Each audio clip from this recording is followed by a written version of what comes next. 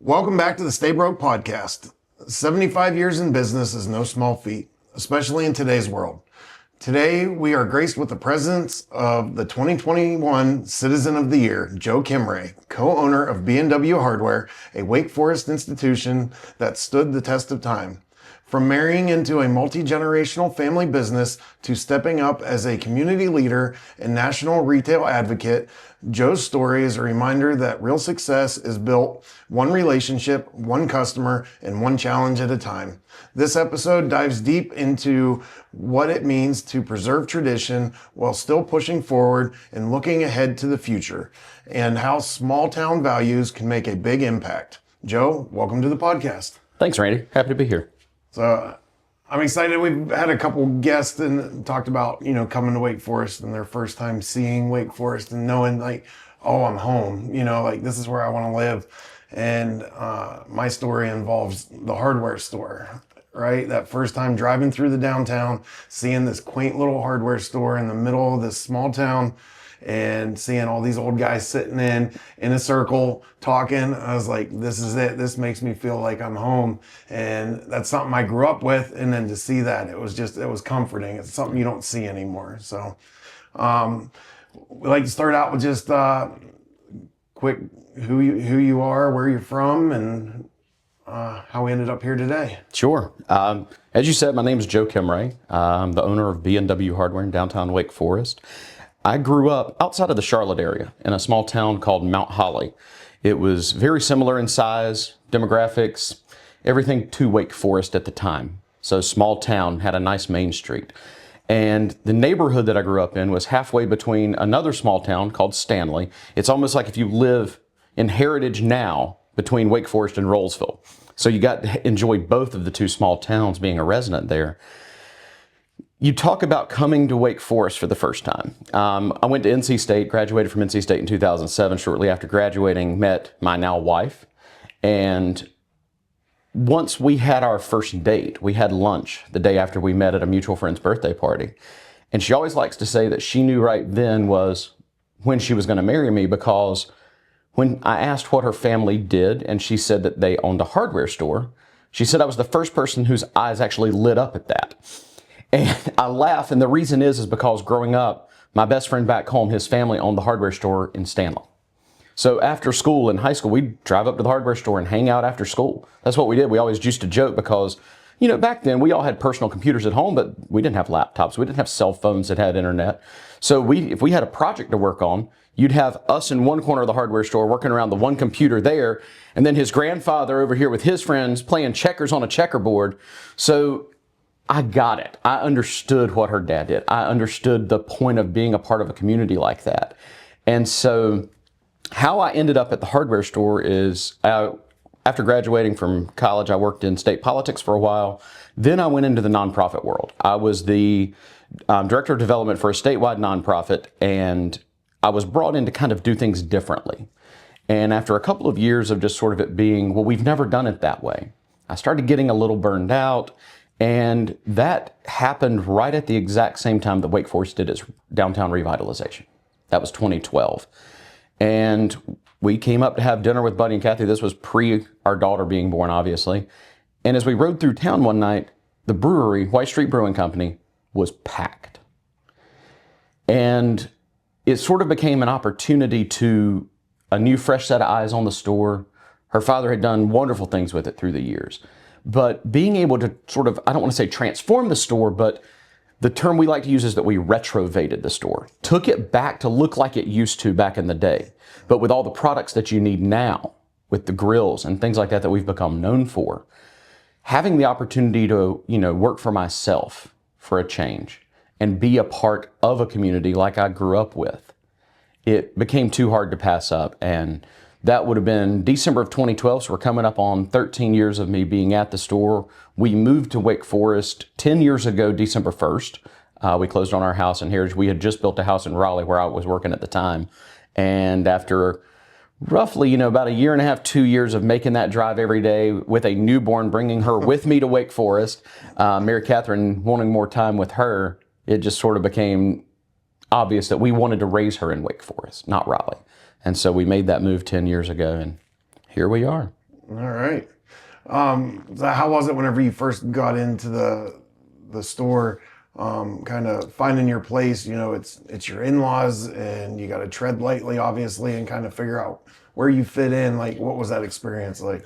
It was very interesting at first because I came in with more of a corporate background. My father-in-law had that small town business, field and background to him. And we butted heads a lot at the very beginning because the first about year and a half was a lot of cleaning and reorganizing. And he had wonderful product selection, great inventory. The problem was is there were some things that only he knew where they were. And so the mindset that I went in with was, how do we make this store accessible to anyone? Whether you know hardware stores or not, you know what you're looking for or not, if we happen to be busy when you come in, because we're a small staff, we have 4 people on staff. If we're busy checking somebody out and you need to wander and try to find something, could my wife do that? Not knowing where it might be. And so that was sort of the mindset that I went in with. And so there was a lot of butting heads, a lot of back and forth of, why are you doing it this way? Why did you buy this for the store? But once we realized that if we put those two things together, the small town business background plus a corporate mindset of how to buy inventory and things like that, that we actually had something quite special. Yeah. And so after about 2 years, it was when it really started clicking for us. So.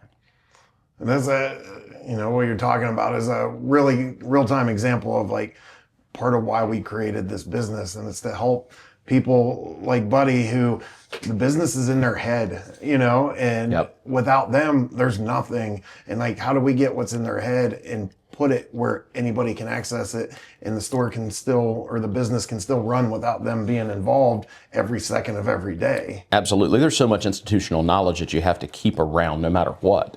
And growing while maintaining that feel was difficult at first. Trying to figure out how to, create space for all these new products that we needed to have. Do we need to take this out? Do we need to demolish the old, I called it Buddy's throne. When you first walked in the door, I don't know if you remember this from about 12 years ago or not. You used to walk in the front door, and on the left-hand side, where our lawn and garden section is now and all the kids' toys, there were no shelves there. There was the old Rose's customer service counter that Buddy bought when Rose's went out of business. And it was the checkout stand where the old guys would sit and hang out through the day. And getting him to give up, what I called the throne in order to put more shelving in for more products, things like that. You've got to make sure you maintain what they know, but also be willing to get them to understand that it's okay to try new things. And that's a fine line to walk.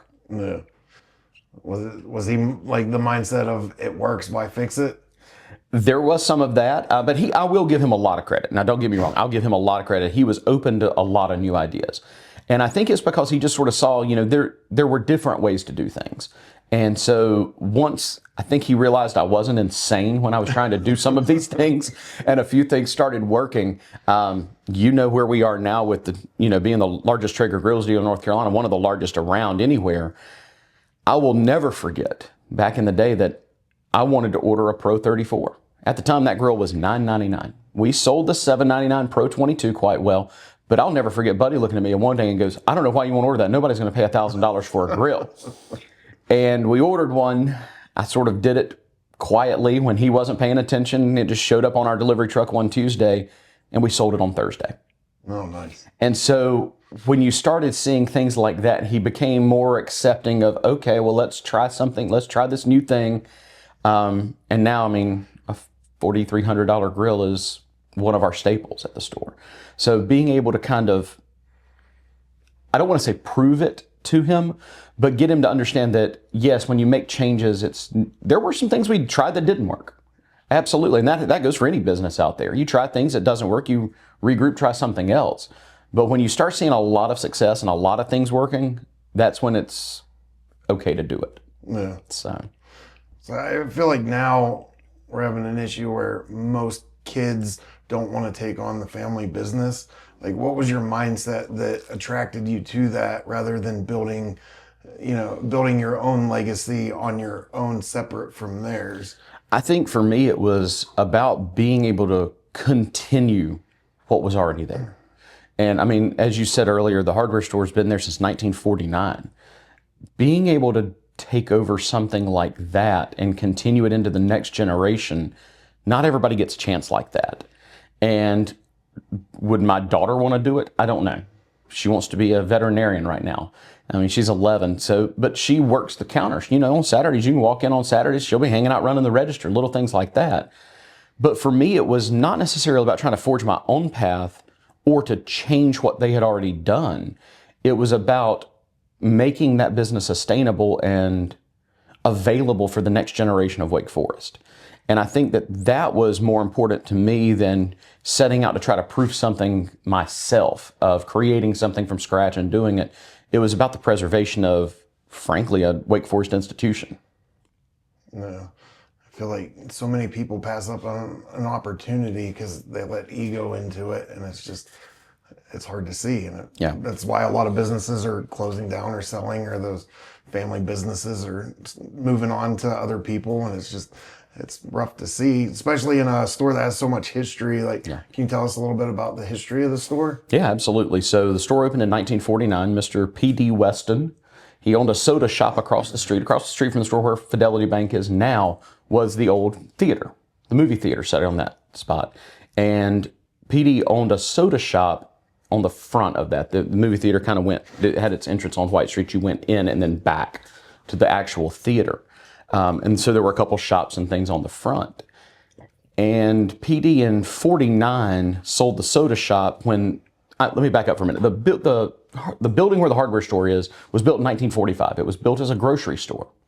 And eventually the grocery store outgrew that space and moved elsewhere, and PD saw an opportunity to open the hardware store. So he sold his soda shop, walked literally across the street and opened up a hardware store in 1949. Was very successful. There used to be, at one time, 3 hardware stores on White Street, if you can imagine that. Jones Hardware, I do not remember the name of the first one and when it closed. Jones Hardware moved in the 90s out to Durham Road, out where the Walgreens is now in that general region.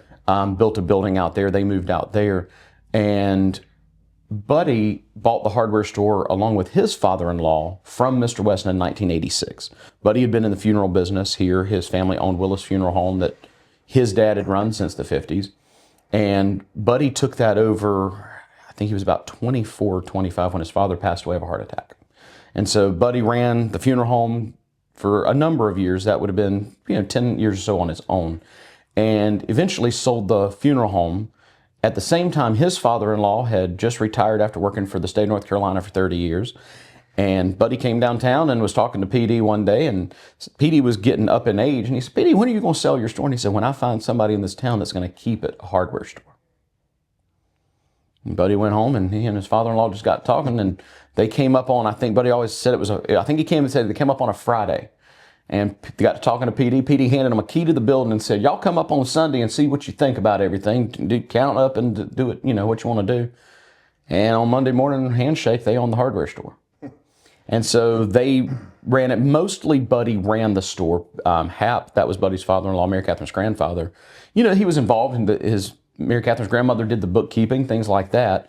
So that was 86. So Buddy's coming up on 40 years. Wow. Of being a part of the hardware store. Yep.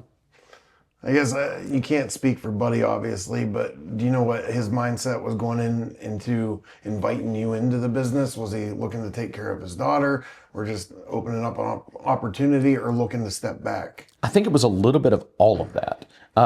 Buddy had a heart ablation. And that would have been 2009-ish, I believe. And I think that was the first time that the question was ever raised of, if something happened to me, what happens to this store? Because at that time, there was nobody really to step in and run it, anything like that. And I think just the combination of him wanting to make sure that the store survives him in any instance, that coupled with the fact that, obviously he had a son-in-law now that could come in and he could make sure that his daughter was cared for, by keeping the business in the family. And I think just a lot of it may have been just to give me the opportunity to do that. Like we've said it a couple of times, the store is Wake Forest history. We're the oldest retail business in the town of Wake Forest. If you take service, like Holding Oil obviously is older than us. The now Piedmont Federal Bank was Wake Forest Federal Savings and Loan for all those years. You know, they outdate us, and then you've got shorties that nobody's gonna touch. But as far as retail goes, we're the oldest retail business in the town. We are the only retail business, we think, left from when the college was still here. So I think a lot of it for him was just protecting that legacy and making sure that it survived. I know we had the mayor in here last week, and she gave a shout out to B&W Hardware for being a staple of the community and surviving for so long and also contributing back to the community so much. So good on him and you for continuing to help not only your business but the community. Thank you. What does a customer, a fourth generation customer, look like in 2025 for your hardware store? It's a little bit of everything. I mean, we still have people coming in just doing the DIY projects. We have got people coming in now really getting into the grilling industry. That's really what we've become known for in the Triangle area. I think the biggest thing is just how Wake Forest has grown so much over the last few years. How do we stay relevant when people that are coming here from elsewhere, they know about the big box stores. Those are everywhere. How do we make ourselves relevant to those customers? And I think for us, it's providing them the customer service they're not going to find elsewhere. When you walk into our store, somebody's standing there to talk to you from the register. I mean, granted, it's 50 feet away, but somebody's always there to greet somebody when they come in the door. And it's about just making them feel welcome. I think that's the most important thing that you can always give to a customer is, our view is when they walk in the door, they're part of our family. And we feel the same way I always do about our employees. We don't have employees. We don't have workers. We've got extended family at the store. I always joke that I always give people their first jobs and their last jobs. We've got a couple high school kids, that will work after school. We've got a couple retired guys that'll hang out in the mornings with us. It's just about that feeling of family, about that feeling of community, exuding that at all times. When a customer comes in, they know that they can trust us and what we're talking about with them. That we're not just trying to feed them a line to sell them something. That we're there to help them. And I think that that's always the most important thing that you can give to a customer. So this is your old-fashioned service approach? 100%. So by saying old-fashioned, that implies that you're doing it different than anybody else, or not, the majority of people. So you think that's something that we're missing in the retail industry? Oh, without a doubt. A lot of retail over about the last decade or two has just gotten so impersonal. If the big box stores keep growing the way that they do, and don't get me wrong, they have their place. I buy from big box Lowe's or Home Depot when I need lumber. We don't sell lumber, things like that. But I feel like when you go in, a lot of people, for them, it's just a job. And there's nothing wrong with that, but they're not invested in being a part of what that is. For us and everybody that works with us, we are, because we know what we have there. We know what we need to keep there for the town. And so just that mindset of always providing the best possible service to anybody that walks through that door, that's really where you keep your customers and make them happy and make them wanting to come back. But it's not just in the store either, and we can touch on that. Like, I know you already touched on Traeger a little bit, but you guys have become a destination for a few reasons, but Traeger being one of them. Can you talk to us about that a little bit, or explain the process? So with Traeger, Buddy really got into Traeger for the first time. It's been getting close to 30 years ago. A lot of people don't realize, especially on the East Coast, that wood pellet grills started with Traeger in 1987. Most people think of them as being something from the last, 5 to 10 years. Yeah. But that was really just where the company exploded in growth. But Traeger's been around since 87. They started out in Oregon. And Bunny met Joe Traeger's son and got to talking to him about the grills, and he brought one in. For the longest time, Buddy was one of their only dealers east of the Mississippi River. And so when a guy who's become a friend of mine now, Jeremy Andrews, is the CEO of Traeger. When he bought the company, it's been almost 12, 13 years ago now. He brought that Silicon Valley tech background. He was with Skull Candy prior to that. And he brought that technology to the grilling industry. really started innovating on the technology of what these grills can do. How do we improve the controllers? How do we add Wi-Fi to a grill where you can control it from your phone? Traeger was one of the first people to do that. And when the Traeger brand really just exploded in growth, so did we. Because at the time, we were one of the only places you could go to get one. I'll never forget when the Timberline series came out in 2017. We had people driving from Virginia down to us to buy their grills because we were the only place they could see it in person before they bought one. And at the time, a $2,000 grill was a lot of money in the grilling industry. That was a lot of money for a grill back then.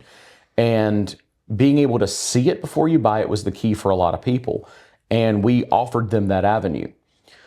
So as we sort of became known as the authority on Traeger, the place to go to get Traeger, well, then people kept coming in and saying, well, do you guys not have ceramic grills? Do you guys not have eggs? So that branched us into Kamado Joe, and since then now into Big Green Egg as well. We got into the Gosney business, the Gosney pizza ovens, because when they came across, they were a UK company. When they came across, they started, as all companies do, Gosney US. And they poached the Traeger CFO to be the CEO. So that relationship for us was born from Traeger as well. So a lot of our growth, a lot of our success over the last decade truly is attributed to Traeger. Being able to grow with them has been it's been an absolute pleasure for us to do so and sort of just be known for something like that. And then from that, it just branched into barbecue sauces and rubs. You walk in the store now, as you know, we have over 250 different rubs and sauces in the store. And if you would have asked me 10 years ago when we brought in the first 6 rubs that Traeger made, that if I had 250 one day, I would have looked at you, Randy, like you were insane. Never in my life would I have figured we had a 16-foot wall of rubs and sauces. But it's become a big part of just what we do. And we still have all the hardware stuff. I always joke that everything Buddy had in that store, minus a couple things from the 80s that weren't necessary for today's life anymore, it's all still there. There's plumbing, electrical, housewares, paint, all of that is there. It's just sort of been condensed and reorganized so we could open up the space in the store for the grills. That's sort of what we are now, that's our staple. That's where we are. Why go to the hardware store to buy a grill? I can go to Home Depot and buy a grill. I mean, I know why, because I bought one from you guys, but tell me why. Well, for us, it goes back to that whole customer service mindset. When you buy a Traeger from us, or really any grill, you're going to come in, we do free assembly, free delivery. You go get it from the big box stores, they're going to stick a box in the back of your car. You get to go home, you get to put it together, figure out how it works.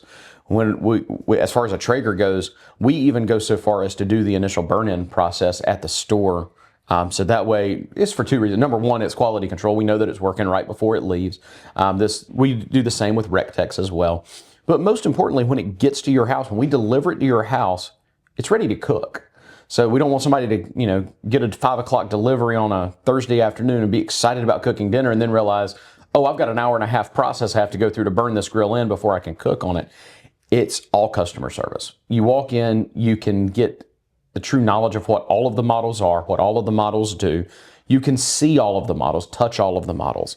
That gives everybody that just sort of assurance that they're getting what they need. And I don't ever want to tell somebody how to spend their money. I always want to make sure that we get them the best product that we can for what their budget entails. I don't ever want somebody to come in and feel like we're trying to sell them a more expensive grill. That's not what we're there to do. We're there to make sure that they get what they need and something that's going to make them happy for years to come. Yeah. And your guys went even as far as to help me download the app, connect to the Wi-Fi, set everything up in there, register the Traeger, like all these things that I hate doing. And they were there to do it for me, or like walk me through it. So you guys, aside from being able to go in, touch it, see it, a lot of times you can see it operating too, I've noticed. Absolutely. Walking by, you catch a whiff of some barbecue cooking or whatever you guys have on the grill for the day. Has that had a good impact on you? Is it just for like visual effect to draw people in? What's the thought? Or is it just lunch? No, it's a little bit of both. Usually we cook lunch at least once a week, typically on Tuesdays. And the reason we do it on Tuesdays is that's the day we get our big delivery truck for the week. We get a secondary truck on Friday, but it's not our big truck. So we have more guys working on Tuesday than any other day. So yes, we do cook lunch. On the weekends, however, we've noticed that there's a lot of wanting to open the grill, look in the grill. So as you know, with your Traeger, it's kind of hard to, if people keep opening the lid, it's going to throw your temps off a lot. So we don't do a lot of cooking on Saturdays for eating for us, unless we're doing some sort of demo to, sample food, let people see what it tastes like, things like that. But no, it's a little bit of both. We'll still cut the grill on Saturdays, just get that smoke up and down the street. Right. It definitely gets people asking questions about, do you know this grill's on? Yeah, of course we know the grill's on. Why is the grill on? Well, let's talk about what this grill can do. Do you like what you smell? Things like that. It's a little bit of marketing, but also feeding us on Tuesdays for sure. Yeah. I know you guys were the first ones to expose me to smoked cookies. And that's a life-changing experience. It's now at all of our events. We'll get a cheap pack of the breakaway cookies and throw them on the Traeger, and those things go so quick every time. Those are always, things like that are always fun to do because it's things that people would never think about that they could do with a grill. So when you're sitting there and you've got cookies baking on the grill or a cake baking on the grill, and then people think you're crazy because, oh, is it smoky? Well, a little bit. You're cooking it with a wood fire, but I always liken it back to if anybody's ever cooked a peach cobbler in a Dutch oven at a campsite over a wood fire, beside a wood fire, and it adds that extra bit of flavor to it.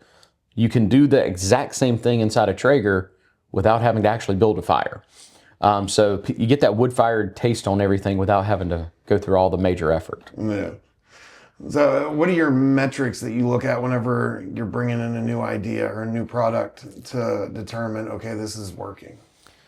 I think it's a lot of looking at past success in the same general vein. Like for us, right now we're getting ready to go through a changeover in our gas grill suppliers. Weber signed an exclusivity deal with Ace going forward starting in January. So smaller independent hardware stores are no longer going to be able to carry that brand. But thankfully our supplier, Orgel, they supply all the independent stores across the country. They have been diligent in finding other brands and are bringing in Napoleon and Broil King as brands that we're going to have access to come the spring. We're going, Mary Catherine and I are actually flying to Memphis, not next week, but the following week. Orgel's hosting one dealer from every region to a sort of a summit. They've built a new innovation center. So this is a resource that we'll have going forward where if we need to look for a new brand for something, or if we want to look for new ideas for something. You've heard me talk about the Spring Hardware Show numerous times. We'll talk about things like that. The Spring Hardware Show is 1.1 million square feet in Orlando. It's the largest hardware market anywhere in the country every year. We go down there every February. We get a chance to see new products, see what people are bringing in, and make a plan for the year. Because we may run into something in Orlando that we've never even thought of carrying. But the innovation center that they're opening is going to open that resource year round. It's almost set up like a miniature hardware show inside where every vendor has a small area that they've been able to put their products out, and they're going to be able to rotate their products through the year. So if I need to see a winter supply of something or a fall supply of something, I could go out there in the summer and see stuff for fall. Go out in the fall, see stuff for winter, or even for the spring as sort of a pre-prep for the spring show. That is one of the ways to get new ideas and test new ideas. As far as knowing what we need to bring in, a lot of it is customer recommendations. We'll get a lot of that rub and sauce wall grew a lot from our customers coming in and saying, well, I've used this before. I bought it somewhere. I don't even remember where it was, but man, it was good. I'll look into, who that was, where they wholesale through, talk to their wholesaler, talk to them directly in some cases. They'll send us some samples to try, and if we like it, we'll bring it in. And so a lot of things we'll get with customer recommendation. They'll see something somewhere, talk to us about it. But some of it I just attribute just to intuition. You just get this idea in your head, and the Brio fire pits were a big one. We really wanted to carry a good quality fire pit in the store. Mary Catherine and I got to talk about that at the spring show. It was, ironically, February of 2020. And we looked at a couple other brands, and the quality wasn't what I wanted it to be. And then we ran across Brio. They were much thicker stainless steel, lifetime warranty, made in America, things that we believe in a lot at the store. And that intuition just kicked in, and I said, this is 100% the fire pit we need to have, no doubt about it. Then COVID hit, And we didn't think about it again until August when we were redoing our patio. Mary Catherine asked me if I had brought the fire pits in, and no, because it hadn't even crossed my mind with everything else going on. And we ordered them, and that was first week of September, and I think we sold 70 of them before we got to Christmas. Oh, wow. So a lot of it is knowing what quality is, what our customers, I don't want to say demand of quality in products, but really expect in quality of products. We found through the years that the cheap option is not necessarily the good option. People are willing to pay a little bit more for a product they know that's going to last.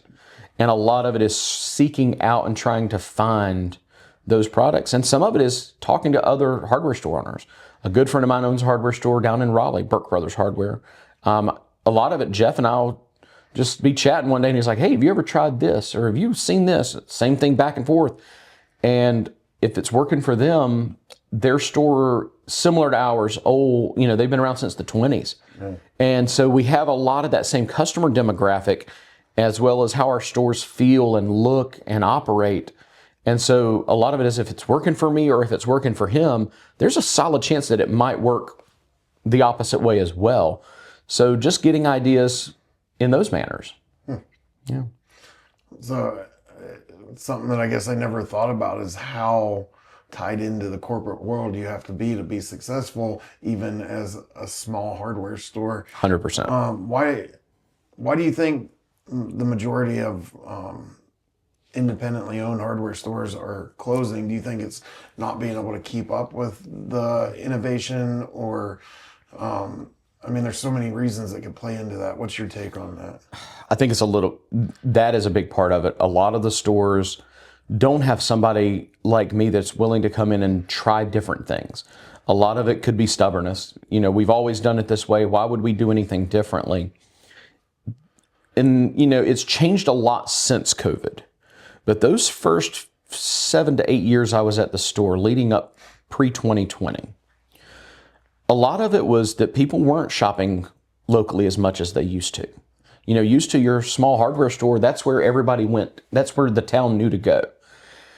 Wake Forest, within 5 minutes of our store downtown, you have a Lowe's, you have a Home Depot, you have an Ace, you have another independent hardware store over the Gateway Commons area, which ironically is owned by our supplier. They've branched into owning stores as well. And it became I can go here and get everything in one stop. I think a lot of that changed during COVID because people realized with our flexibility and what we can order, being able to order from anybody at any time, being an independent store, it opened us up to being able to provide products they couldn't find elsewhere. There were numerous times during COVID that we were able to obtain cleaning supplies, paper towels, toilet paper, things that people desperately needed that the other stores couldn't get because we were able to source. All it takes for me to source a new product is figure out who might have it and buy it from them. Yeah. Big stores and all, they have to go through their purchasing process. They may only be, a lot of the big box stores don't even have the opportunity to just call a local guy that could potentially get them something that they need. We were able to be there, and I think a lot of stores like us were able to be there for their customers during that time. And that brought a lot of people back downtown again. That made people realize what their local businesses meant to them. And that had I don't want to say that but it had a profound impact on local business, I think, everywhere, because now people are realizing what they have and they don't ever want to lose that necessarily. So as far as being able to stay relevant, that helped us a lot. Being able to prove to the community that we are a resource for them. As far as the stores closing, I think a lot of it is people that they don't look into avenues like that. They don't want to change. They don't want to do things differently. And sadly, in some cases, they may not have someone to turn it over to. Yeah. Or they want to sell it and nobody wants to buy it. Small business retail is not an easy game. Small business retail in a good year survives on a 3 to 5% profit margin. Oh, wow. That is a fantastic year, 3 to 5%. So, couple bad years, couple bad quarters in a row, some people, they may not be able to survive. And that we've seen a lot of that. And you've mentioned that I do some, work at the national level with the National Retail Federation. I was actually in Washington, D.C. a week ago today on Capitol Hill. Lobbying. The tariff situation has become really, really stressful for a lot of people, even retailers that don't necessarily manufacture anything, because we get caught in the middle. Wholesale prices have gone up, retail prices went up, but a lot of manufacturers are trying to run sales to keep their customers involved, so they drop that retail price back down. The person that gets caught in the middle are the retailers. Yeah. So you have existential things like that some you can't prepare for. And you have to just be able to quickly pivot to something different. And a lot of these stores that are just caught in their ways, they don't know how to do that. And I think that that's a big part of what's leading to some closures of small business retail. I thought the restaurant industry had tight margins. Retail's one of the tightest around. You talked about other small hardware stores, but I think one of the ones you talked about says True Value on the outside, maybe. Can they still be independent owners but still have a name like True Value or Ace or? Yeah. So the way that works, it's a co-op system. So if if we wanted to join the Ace co-op tomorrow, you can do so, but you have to pay royalties to the co-op in order to use the name. They do provide some back in advertising. For us though, and the reason Buddy never decided to do that and why we've always stayed independent is a lot of these co-ops will tell you have to carry X, Y, and Z no matter what, because it's their staple. Whether you think you can sell Y or not, you have to have it in your store. And for Buddy, it was always I want to have what is best for my customers in the store, not what you think I need to have.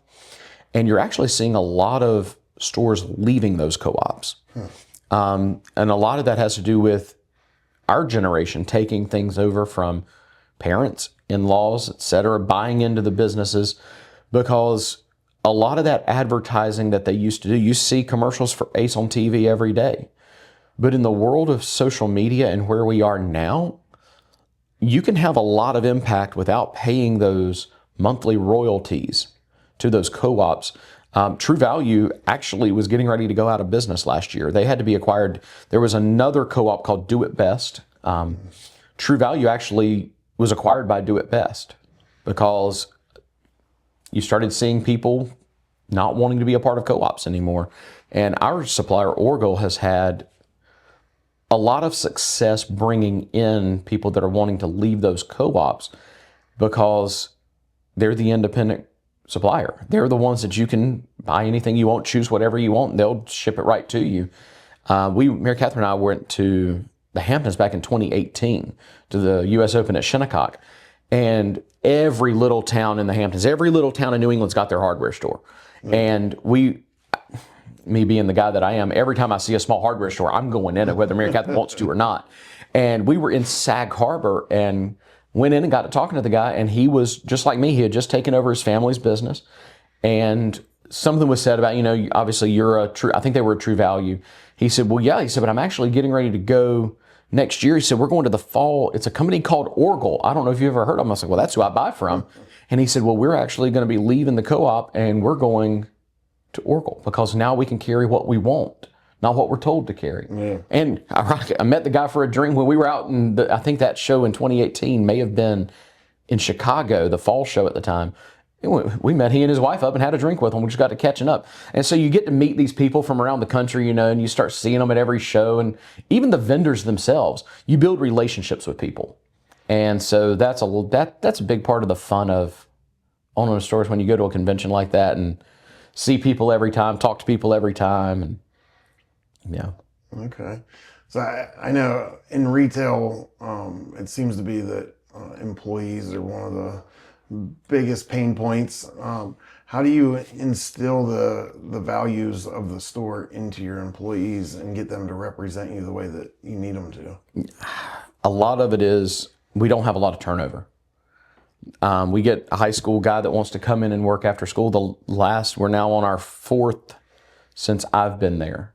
And a lot of it is, they'll come in and start working as soon as they can qualify to work With the state of North Carolina, we'll bring somebody in. The first 3 were all sons of family friends, people you know very well in our community. A lot of it is starting with people you trust.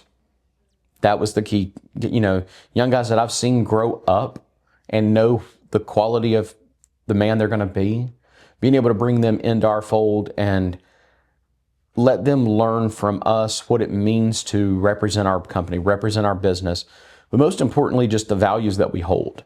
It's always somebody that I know will uphold that as before they walk in the door. When it comes to the older retired guys in the morning, again, not a lot of turnover. One of our guys, he was a grill customer of ours. And we just realized that we would all, on Friday afternoons, Buddy and I would meet Mary Catherine and Kathy. We'd go grab just a beer up at White Street on Friday afternoons when everybody got off work.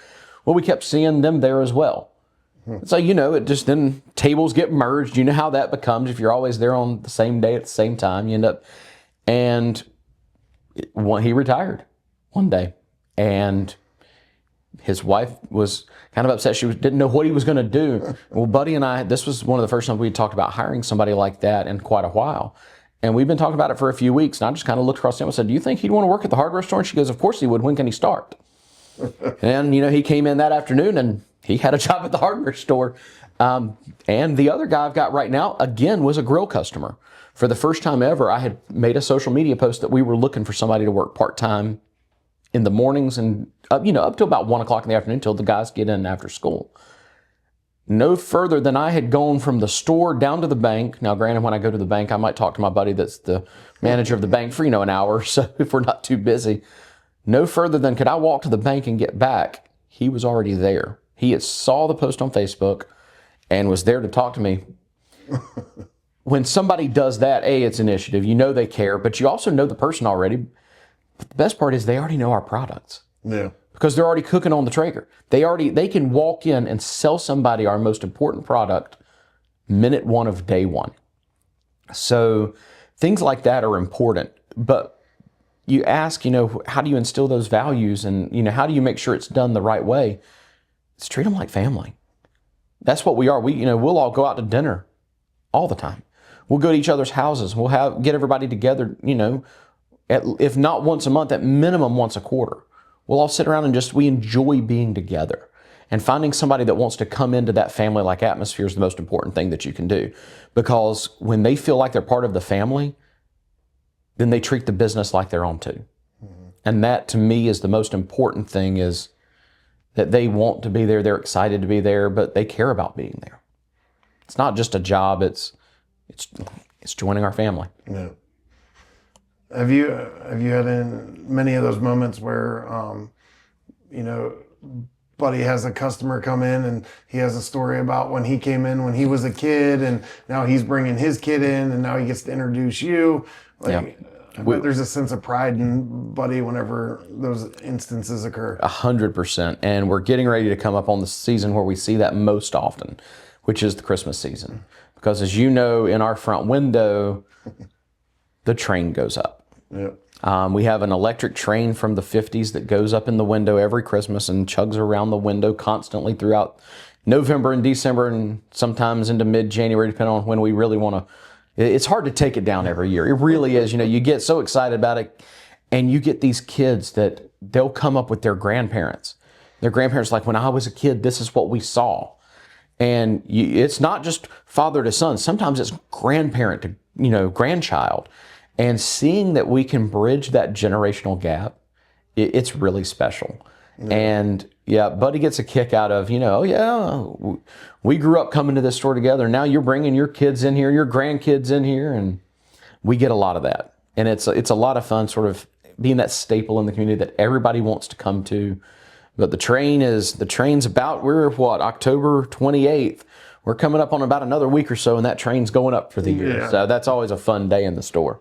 So you touched on COVID a little bit, but let's talk about resilience. Like, how did you guys survive that? Did you lean on the community, or did you find yourself more contributing to the community?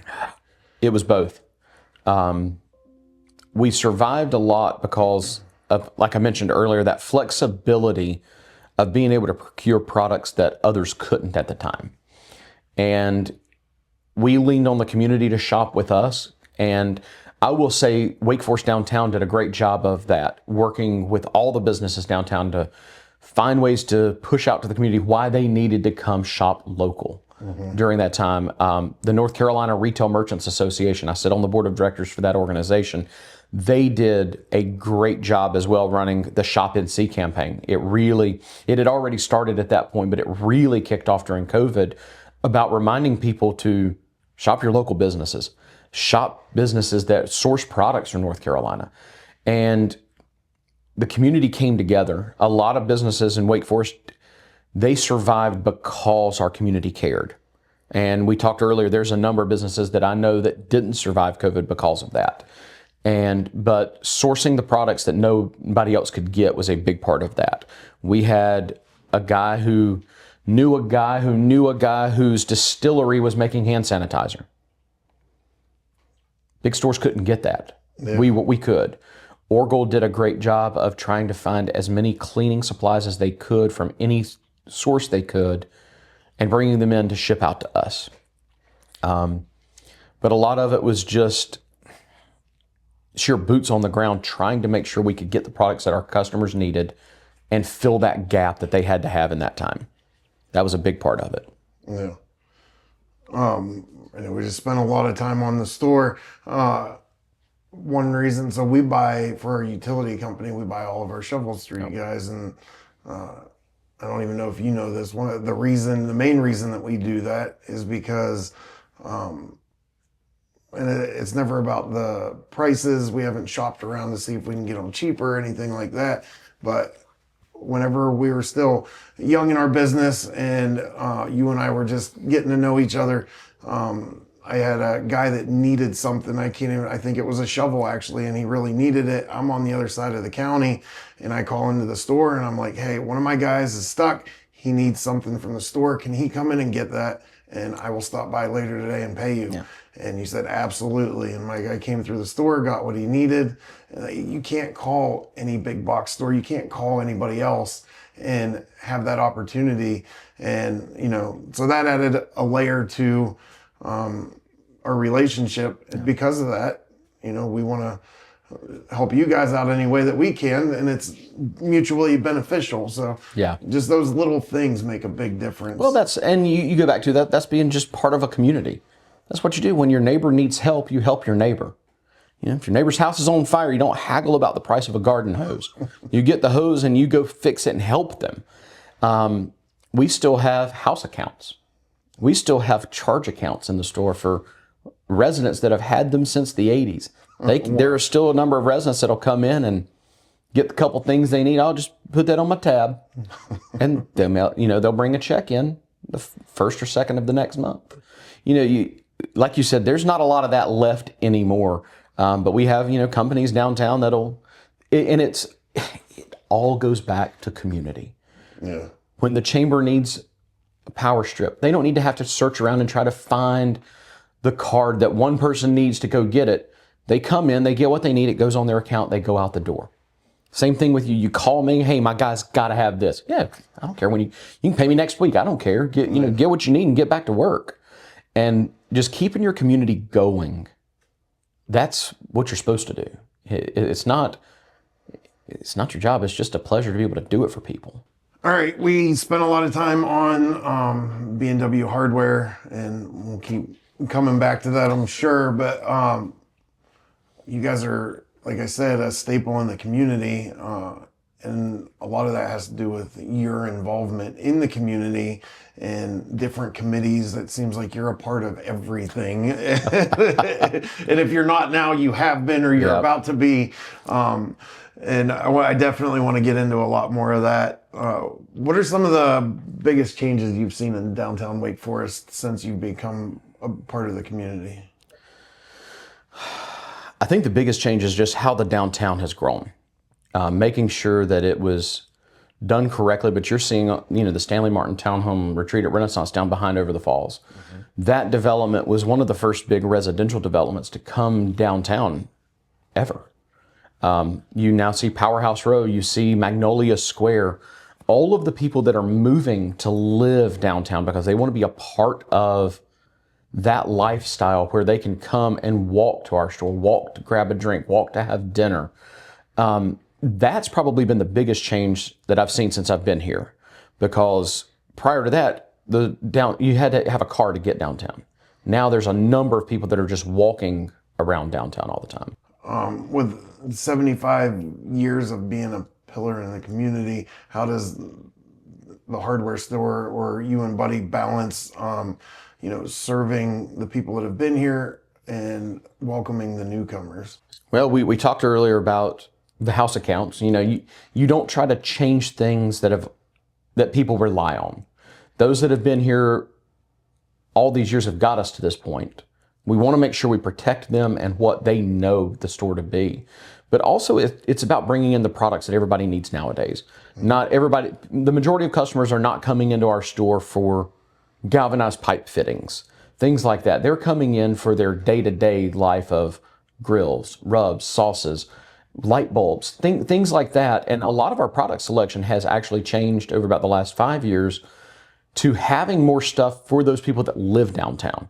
One of the things that we expanded our light bulb and power cord selection about 3 years ago, switched everything over to LED because we started selling more light bulbs to all the people that live downtown now. Yeah. And we're seeing a lot of product selections change based on that. So it's a tight balance, a balancing act that you've got to do to make sure you're not getting rid of something that somebody that's lived here forever needs to buy, but also making sure that you have room for the products that everybody that's coming in nowadays needs. And so there was a big pushback when we went to LED light bulbs over incandescent bulbs, because a lot of our older customers didn't understand the difference. That's not what I've always bought. Yeah. But a lot of it is knowing your products, knowing your customers, and being able to explain how this is better, whether you may know it or not. Yes, this one's going to be better. It's going to last longer. And it may be $1 more than the old incandescent bulb, but it's going to last 5 times as long. Being able to explain a lot of that, and that's been an interesting balance to walk. It really has. You were named Citizen of the Year, I think, in 2021. What are some projects or initiatives that you've been involved in during your time here that you're really proud of? There were a number of things that I've done over the years. Served on the Chamber of Commerce board for 7 years. I served on our town planning board for 6, and I chaired it for 2. I also chaired the chamber board. And the year that I chaired the chamber board, I, at the same time, was chairing the town planning board. And so that was a very hectic year. And that was the 2021 year. And I still to this day am blown away that I was bestowed that honor. That was one that I never even imagined. You've been to the community Christmas dinner. It's always in December, that Monday in December. Everybody comes together at the Forks, and the town awards are given out, and you walk in and you see this list of all of these people that have meant so much to Wake Forest over the years. Never did I imagine my name was going to be on that list. And when the mayor started describing the person that was receiving the award that year, she started out with, this person has served our community in many ways, and they serve on our Chamber of Commerce board. I'm sitting there, I'm like, great, this is awesome. One of my fellow board members getting ready to be Citizen of the Year. And then she kept talking, and then she said something about this person at the same time also chaired our town planning board. I'll never forget Eleanor. Eleanor at the time was 6 or 7. She looked at me from her seat. She goes, "Daddy, that's you." And that was when it kind of just sort of hit me. Never did I imagine that. But for me, it's never been about serving for something like that. I'm an Eagle Scout. I grew up in a small town. My dad, while he never ran for elected office, a lot of his friends did. Served on our school board, served on our city council. And so, I remember handing out flyers on election day for some of Dad's friends, trying to help them, win their race. So for me, it's always just been about serving your community. I was always taught by my dad and my mom, you give back to the things that give to you. For me, it's that simple. It was always about finding ways to help Wake Forest because of everything Wake Forest has given me, our family, our business through the years. you just have to give back. And so I always will take any opportunity that I can, and there have been a lot of them over the years, just to make sure that the right voices are where they need to be, making sure that what's best for our town as a whole is always at the forefront of where we're going and what we're doing. Yeah. So we live in a world of recognition and instant gratification, and look at me, and you're telling me that that's not why you do it. Not at all. That's awesome. Not one bit. It's about making sure this town, like I said earlier, we moved to Wake Forest not just because of the hardware store, but because we wanted to raise our daughter in Wake Forest. Eleanor is a 6th generation Wake Forest resident. Yeah. There's not a lot, there's a few families that can say that, but there's not a lot of those that can say that. For me, it's about wanting to make sure that this community is somewhere she wants to come back to later in life. I want her to go to college. I want her to see the world. I want her to do what she wants to do. But I hope she comes back. Yeah. And a lot of the time that I spent on the planning board, that was always in the back of my mind of how are we going to grow this community to make sure we're not falling behind. You see it, a lot of these communities in Eastern North Carolina, they have nothing downtown. They don't even have a downtown anymore. How do we not become that? How do we grow our community responsibly to where I don't ever want to say when I ran for office 2 years ago, I got hounded a lot for, well, we grew too much. You were part of that. No, we didn't grow too much. We grew the right way. And a lot of my time when I served on the planning board was making sure that that was done that way. 20 years ago, you had to drive to Raleigh to go to any good grocery store. We now have every major grocery store chain in this town that you can get to. And yes, it might take you 15 minutes instead of the 10 minutes it used to because, yes, there's more traffic. But it's about a quality of life that we all want and we all need. And a lot of times in this town, the loudest voices are those that have negative things to say. But the majority of people in this town are happy with Wake Forest. Wake Forest is a fantastic place to live. And it's a fantastic place to raise a family. And I think the more that we can get back to people understanding that what unites us is so far greater than the things that divide us. And there's so much just antagonism in this world nowadays. Wake Forest is supposed to be a place free of that. And that's sort of what I always try to focus on is how great this town is. Look at what we've got. And making sure that it's a place people want to come back to. So service is definitely a double-edged sword, right? You're running a business, you're heading your family, and you're committing to all these different things. Have you found yourself overcommitted, and what kind of stresses did that come with? And like, if this did happen, how'd you pull yourself back? There have been times of that. Not winning that race for town commissioner in 2023 might have been the greatest wake-up call for me that's ever happened. Because for over a decade, I had really committed myself, everything I had, to this town. And some of that was at a detriment to the early years of our daughter's life.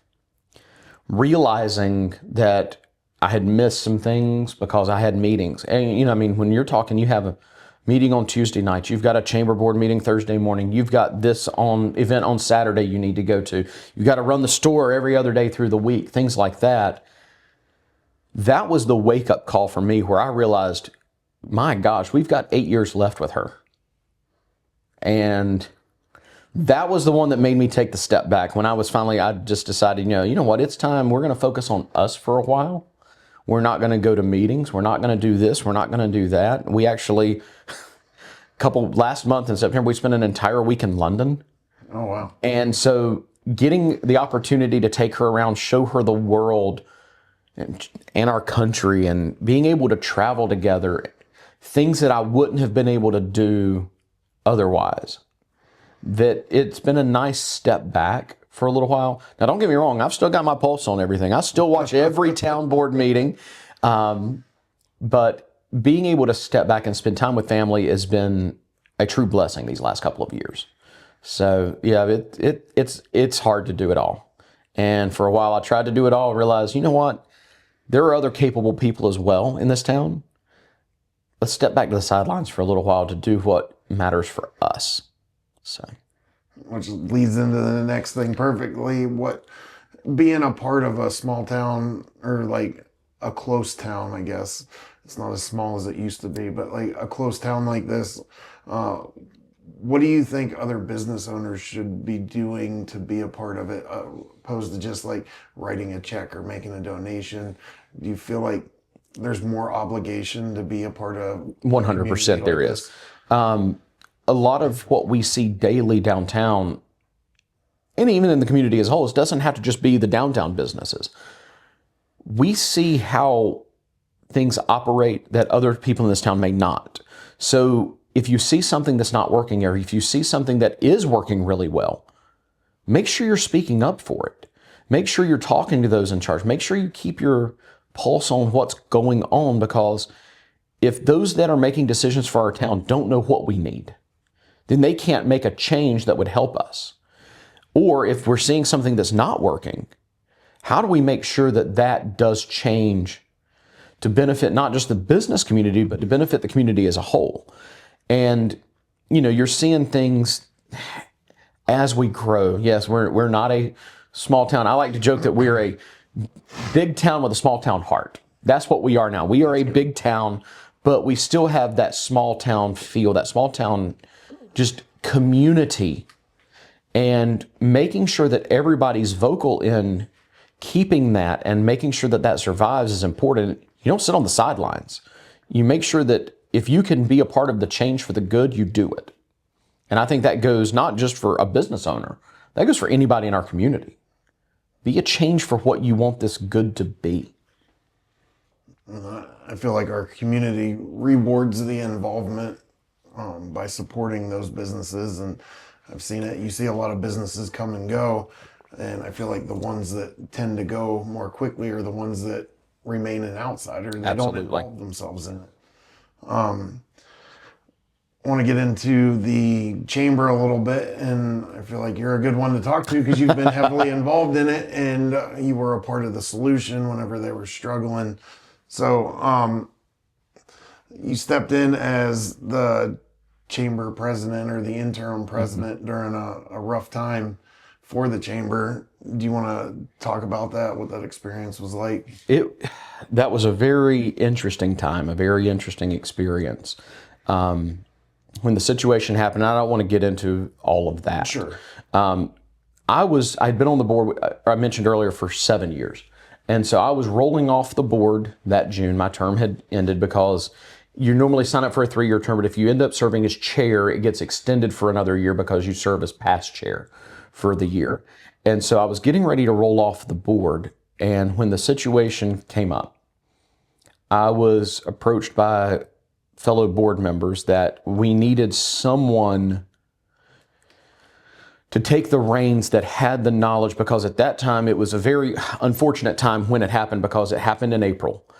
Well, our fiscal year is July 1 to June 30 at the chamber. And so the budgets hadn't been set yet for the chamber or the foundation for the next fiscal year. And you're talking, you're 2 months away from, well, you're really about a month away from having to have those budgets set so they can be voted on in June to be in place July 1 for both organizations.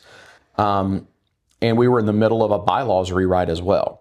And so I was approached just by fellow members of the board, would you be willing to step in? Because at the time, institutional knowledge was very important. We needed to make sure that we knew the history of our bylaws and all of how things could properly be addressed. And so I was happy to do that, with the caveat that they would start looking for a permanent president. So I stepped into that in the 1st of May. We got to August, and the search for the permanent president had not really yet commenced. The problem then was we're getting into our busiest season, and I have to be there for the business. I was at the time working almost 80 hours a week. I was doing 40 at the chamber and 40 at the store. Right. And it became a situation that I personally just could not do anymore. And at that point, I finally just went to the rest of the board and I said, look, you guys have got to find somebody to do this permanently because I've got to run my business. I was, happy to help. We got our budgets done. All of that was in place July 1. We got it all done. But going forward, they needed to have a stable presence in the chamber every day. And as a business owner, I couldn't do that. And I was being stretched way too thin at that point. And so that was when I finally just decided to step back, let the board find the person that they needed to find. And I think in Jim Thompson, our current chamber president, they absolutely hit it out of the park. Jim's been a friend of mine for a number of years. He comes with a background of association management, which we needed at the chamber with that structure that he has a knowledge of. And so they hit it out of the park with the final hire. The problem for me was I just couldn't do it and run the business at the same time. Yeah. And so that's why I did everything I could to get us kicking that year off correctly. And that was when I finally had to step back from it. Okay. And there was an incident with the previous president, and we're not going to get into all that. You can Google it. But aside from that, it seemed like there was some key members leaving ahead of that. And it was a confusing time as a member. It didn't feel like we knew what was going on. And it was like one day we're dealing with this person and we have been for years, and now they're gone. The situation contributed to a lot of that. There was some staff turnover because of the overarching situation, and that contributed to a lot of that. I'm thankful now that Jim has really wrapped his arms around the situation and is putting together the staff that he needs and he wants in place. Our chamber's in great hands. I have no doubt about that in the least. Yeah. Our chamber's in great hands. And as we go through the next couple of years, you're going to see a lot of things that are going to change with the chamber, but change for the better. And I'm really excited about a new era for the chamber. We're going to get past all of the things that happened last year, and really, Jim is setting the chamber up for great things. And I'm excited to see what's going to happen. Okay. And that's what I was going to get at. Do you think we're heading in the right direction now? Absolutely. 100% we are. We just rejoined, so we're just now starting to get back into it and see what's going on. There's a lot to be involved in, so we're just dipping our toes in the water now and trying to figure out where everything's at and what everybody's doing. I know they're talking about combining different sides. I don't want to say it wrong, because before it was like you were involved in different chamber events, and then they had the other thing that they did. The foundation? The foundation. Yep. So there's two. They were very separate. Well, they were two separate. They are two separate organizations. Okay. The Chamber of Commerce, and then you have the 501c3 nonprofit, which is the Wake Forest Area Chamber Foundation. Okay. The foundation, its goal is to really focus on developing leaders in our community. The foundation leads Leadership Wake Forest, leads Youth Leadership Wake Forest. We used to do the financial literacy fairs where we would bring middle school students in, or we would even go to the school. Sometimes we would have it done. The seminary was always very willing to let us use the Ledford Center, where we could bus in 3 or 4 schools at a time or across a day. We have gone to the schools in some instances, but the financial literacy fair was always one of my favorite things the foundation did, because a lot of these kids don't understand what a budget is and how to manage a budget. And the financial literacy fair, they're given a situation, a scenario that they have a job, they have a wife, or a spouse, or a husband, whatever. They have X number of children, and then they have to try to build a budget based around their scenario that they're given on that piece of paper. And, you do have to explain to some kids, no, you cannot sell your child to have a nicer car. You can't sell your wife in order to do this. But when you finally see that one kid that the light bulb goes off while you're talking to them, and they truly, some of the kids don't care. They're there to get out of class. Yeah. But for those kids that really do want to learn it and see it, and really that when that bulb goes off, that's what makes it all worth it. So those leadership, I don't want to say organizations, but those leadership things that we do in those classes and those groups and those cohorts, you truly build a bond with them. And that's where you set up the chamber for success, because somebody that goes through Leadership Wake Forest becomes an obvious target to be an ambassador or a future board member, because they're involved in the chamber already. They care about the leadership of their community. So it's a pipeline that you can then, and youth leadership is about, building kids up before they go to college. Teach them the leadership things that they need to know, how to be a good community member in the future. And so the foundation is very important. It's always been extremely important to me to see those leadership qualities be passed on to people in our community. The chamber is your business to business, your networking, how do we grow our business community in the right way? How do we serve community, represent the businesses, and enhance the quality of life of Wake Forest? That's what the chamber exists to do on a daily basis. And I think you're going to be excited. I'm glad to hear you're a member again. And I think you're going to be really happy with what's going to be coming down the pipeline. So I think we touched on it last week with the mayor, but I think people get it confused what the chamber actually is. Like, if I pay this couple $100s a month subscription, or fee, membership fee, and then I show up to a couple ribbon cuttings, then everybody's just going to start using my business and I'm going to be successful, and that's all I need to do. And then when that doesn't happen in a few months, they leave. Yeah. So what is the purpose of the chamber? Like, how do you get the most out of the chamber? In order to get things out of the, you have to be involved in the chamber. You can't just sign up and hope somebody's going to see your name somewhere. For me, yes, the chamber can grow your business, but I think a lot of what the chamber exists to do is personal growth.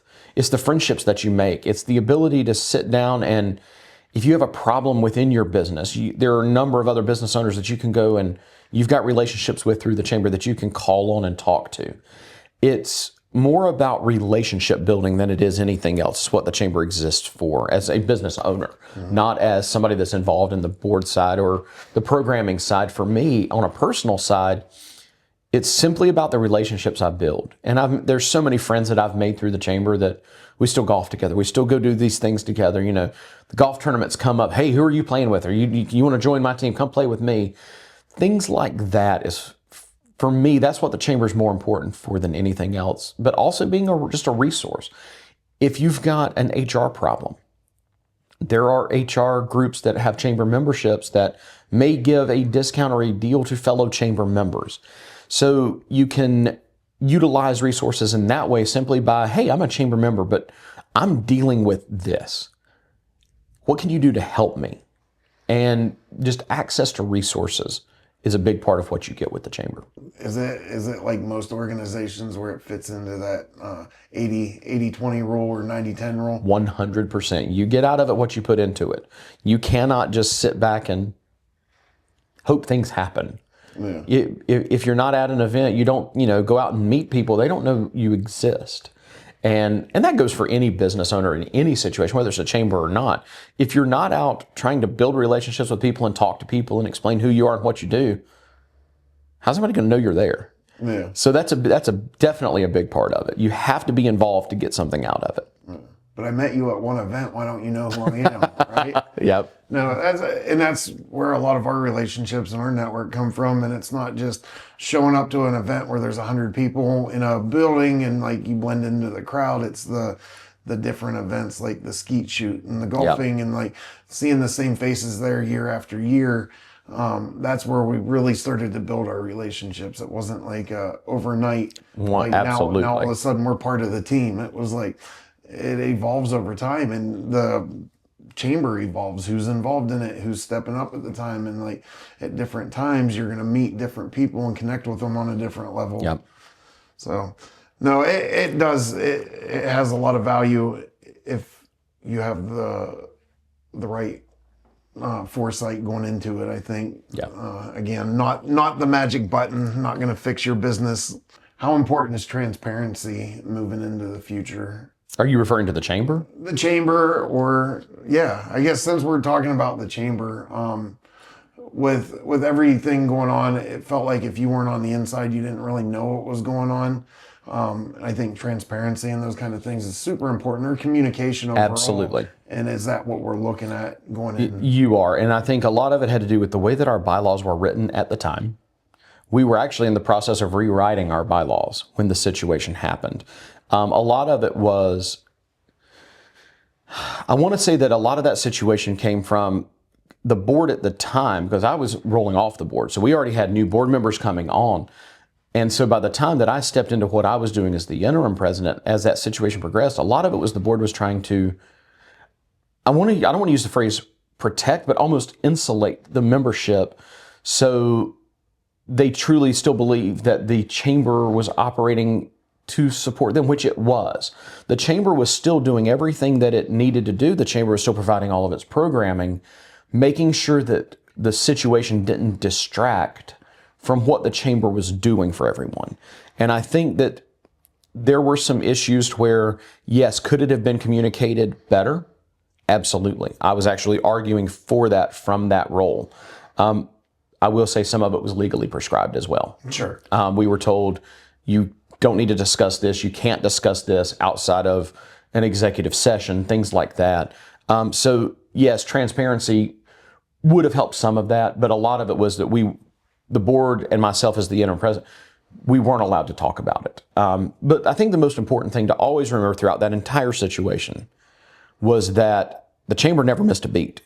Foundation never missed a beat. All the programming, all of the classes, all of the ribbon cuttings, the golf tournament, everything that was supposed to happen went off without a hitch. Meet in the Street happened a week and a half after the situation.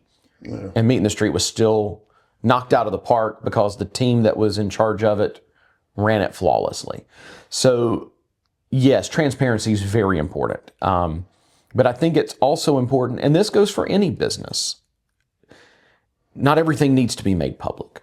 Some things do need to be taken care of behind the scenes. If you have an HR issue, you're not going to go out and publicly broadcast to the world what happened within your walls. You can't do that in some instances. You're not even allowed to legally to discuss that publicly. So I think a lot of give and take is there. Some of the members, yes, they could have benefited from some knowledge, but I think that some of the things would have created more problems had more people known about it. And so I think that, yes, transparency 100% is needed. I guess more what I was getting at is live and learn, right? Moving Absolutely. into the future. And the bylaws have that we were in the process of doing anyways, did change for some of that. So, yeah. Okay, cool. What are, and again, I guess I don't want to harp on the chamber too much because we are going to be bringing the new president and talking to him. Great. And getting a lot more That'll be a detail. good conversation. Yeah, I can go ahead and tell you that. About that. But just for clarity, what are some of the events that the chamber runs downtown, like Meet in the Street and like Absolutely aren't town events, they're chamber events? That is really the big one that's run. That is the only one that's run by the chamber downtown. Okay. Everything else that the chamber does event-wise is outside of downtown. The chamber runs Meet in the Street. We're coming up, I want to say this coming May, it's going to be the 45th or 46th annual Meet in the Street. It's one of those two numbers. We're well into the mid-40s at this point. Meet in the Street is the large arts and crafts festival that we have. It's the first Saturday in May every single year. The entire downtown is shut down for this huge festival. All of the downtown businesses come out and use the spaces in front of their store as well. It is a great event, and it's always one of the things I look forward to every year because it really brings community out. And being the fact that it's the oldest festival still here in town, other than maybe the Garden Clubs Festival that they do every year, that's one of the best feelings of community we have each year because so many people come in. It's the largest festival we have every year. There was one year, I want to say it was either 18 or 19, it was pre-COVID, we approached almost 40,000 people attending Meet in the Street that year. That's a ton of people. And not only does that do good for the vendors that come into our town for the day, but it also exposes our town's businesses to people. So you have all these people that'll come from who knows where to downtown Wake Forest, see the hardware store for the first time, and then they want to come back. And so that's a good bridge to how the chamber, yes, it shuts our downtown down for a day, but it's a good bridge to where we all work together because in the long run, it's going to benefit everybody. by having an event like that. The town of Wake Forest handles Friday Night on White, Boo Bash, the Mardi Gras Festival, which I don't believe happens anymore. It used to, and check me on that, I'm not sure. But those other events like that are run by the town of Wake Forest. The chamber is only responsible for meeting the street. Okay. As a community leader, like on a personal level, how do you deal with situations where there's maybe high tension or a clear line, half and half divided on a topic? How do you tread around those issues? For me, it's always, in every decision I've ever made when in a position to make a decision like that, it's always what is best for the town as a whole. This election that we are currently experiencing, in my opinion, is the most divisive election we've ever had in our town. We're seeing a lot of just antagonism from both sides of the aisle. Those that are running for the good of the town, that are running in the middle without party support because they don't believe in that. They believe in serving the town, are being vilified for doing so, for not being conservative enough or not being liberal enough. That's not what a municipal election is supposed to be in the state of North Carolina. They are nonpartisan for a reason, because it's to ensure that the people that are making decisions for the town are people that have the town's best interests at heart, not what a state party might want or what a party leader might want. And that has always been my mindset, no matter what I was doing, was what decision is best for the majority of Wake Forest. And I think if you look at the most decisions that are made at the town level and at the chamber level, it's never that often a 50-50 split. It's usually more of a 70-30, and even more often than not an 80-20 or a 90-10. There are not a lot of 50-50 things that come up.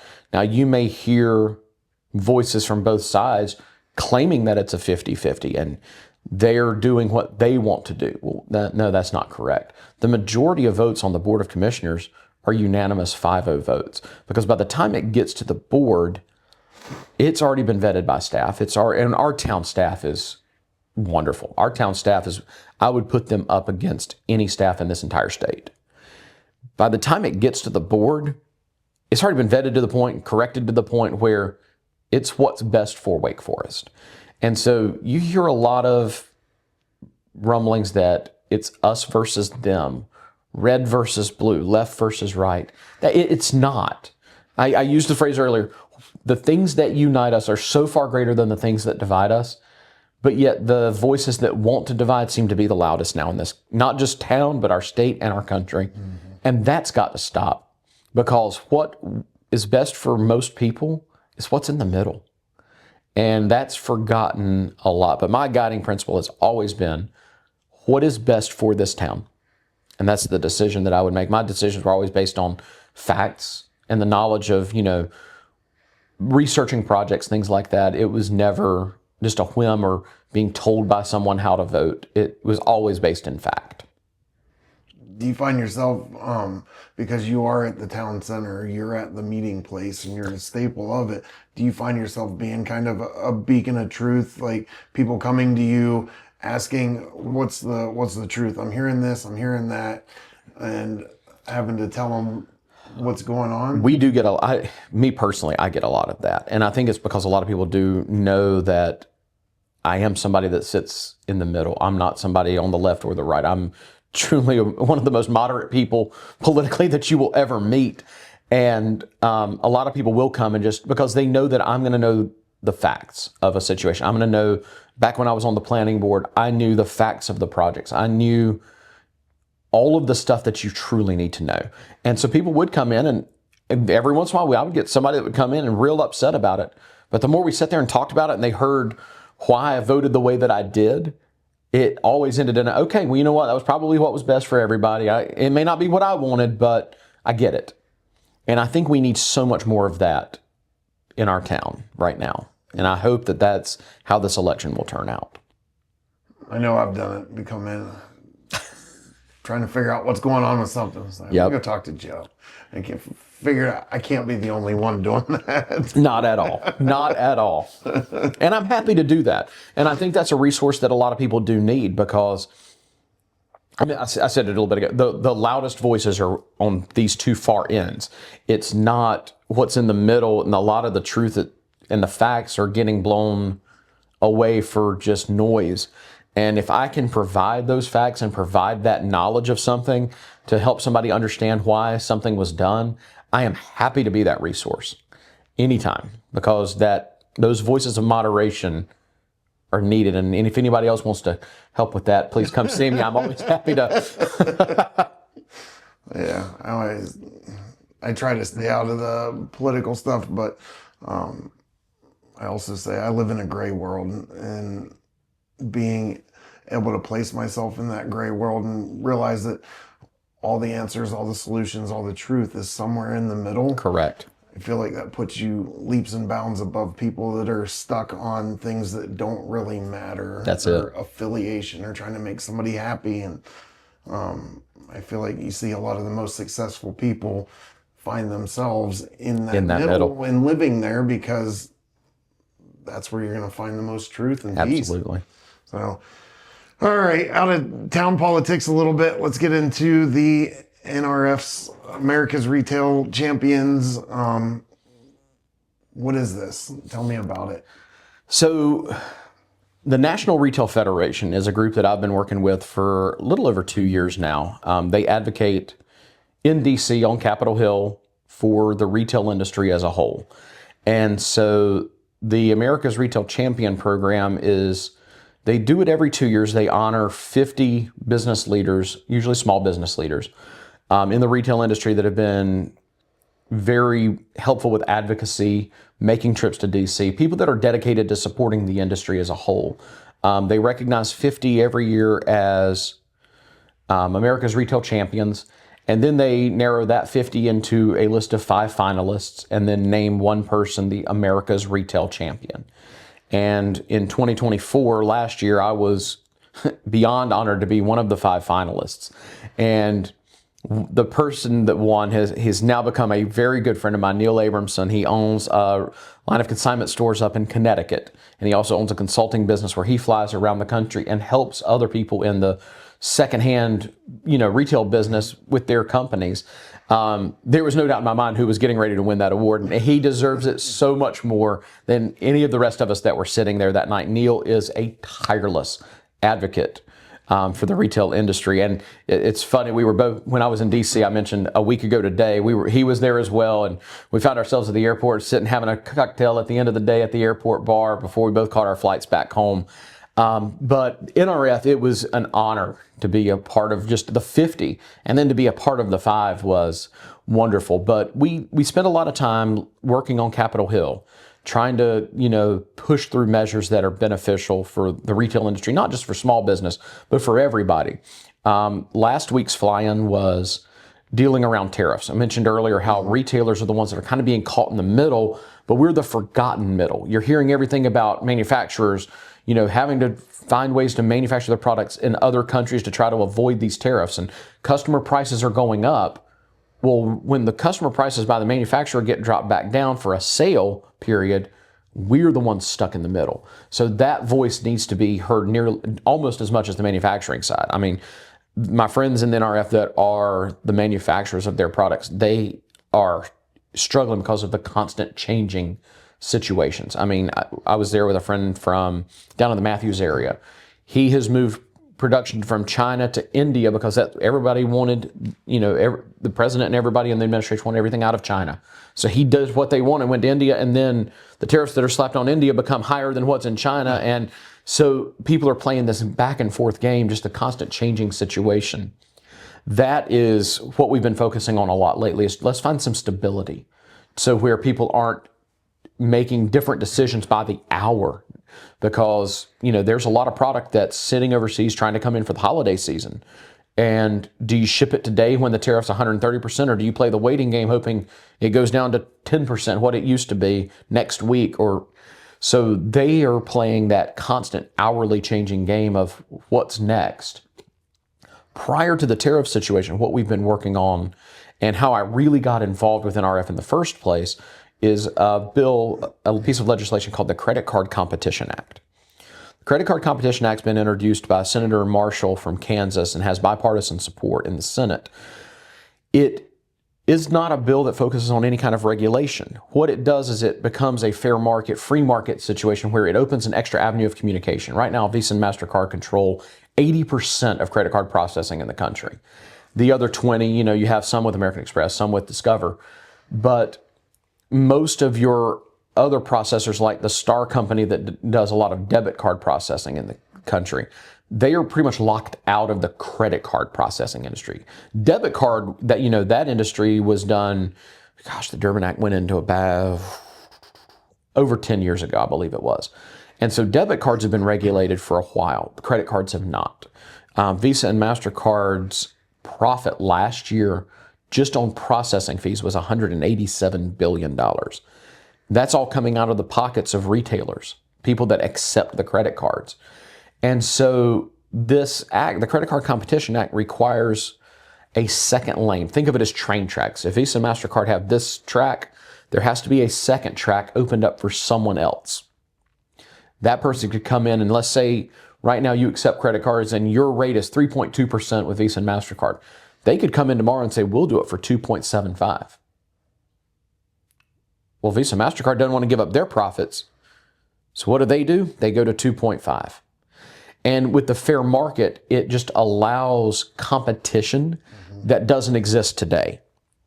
Similar legislation went into effect in the EU and Australia, again, almost probably 8 to 10 years ago. Swipe fees over there are around 1%. And here is America, giving up an additional 2%. The average in America is 3%. Yeah.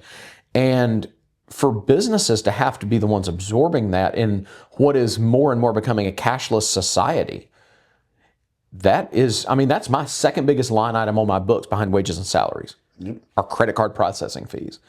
And if you can reduce those even by half, think of how much more business owners will have to reinvest in their communities, into their stores, into their businesses that they don't have right now, that's literally just being lost to the large companies.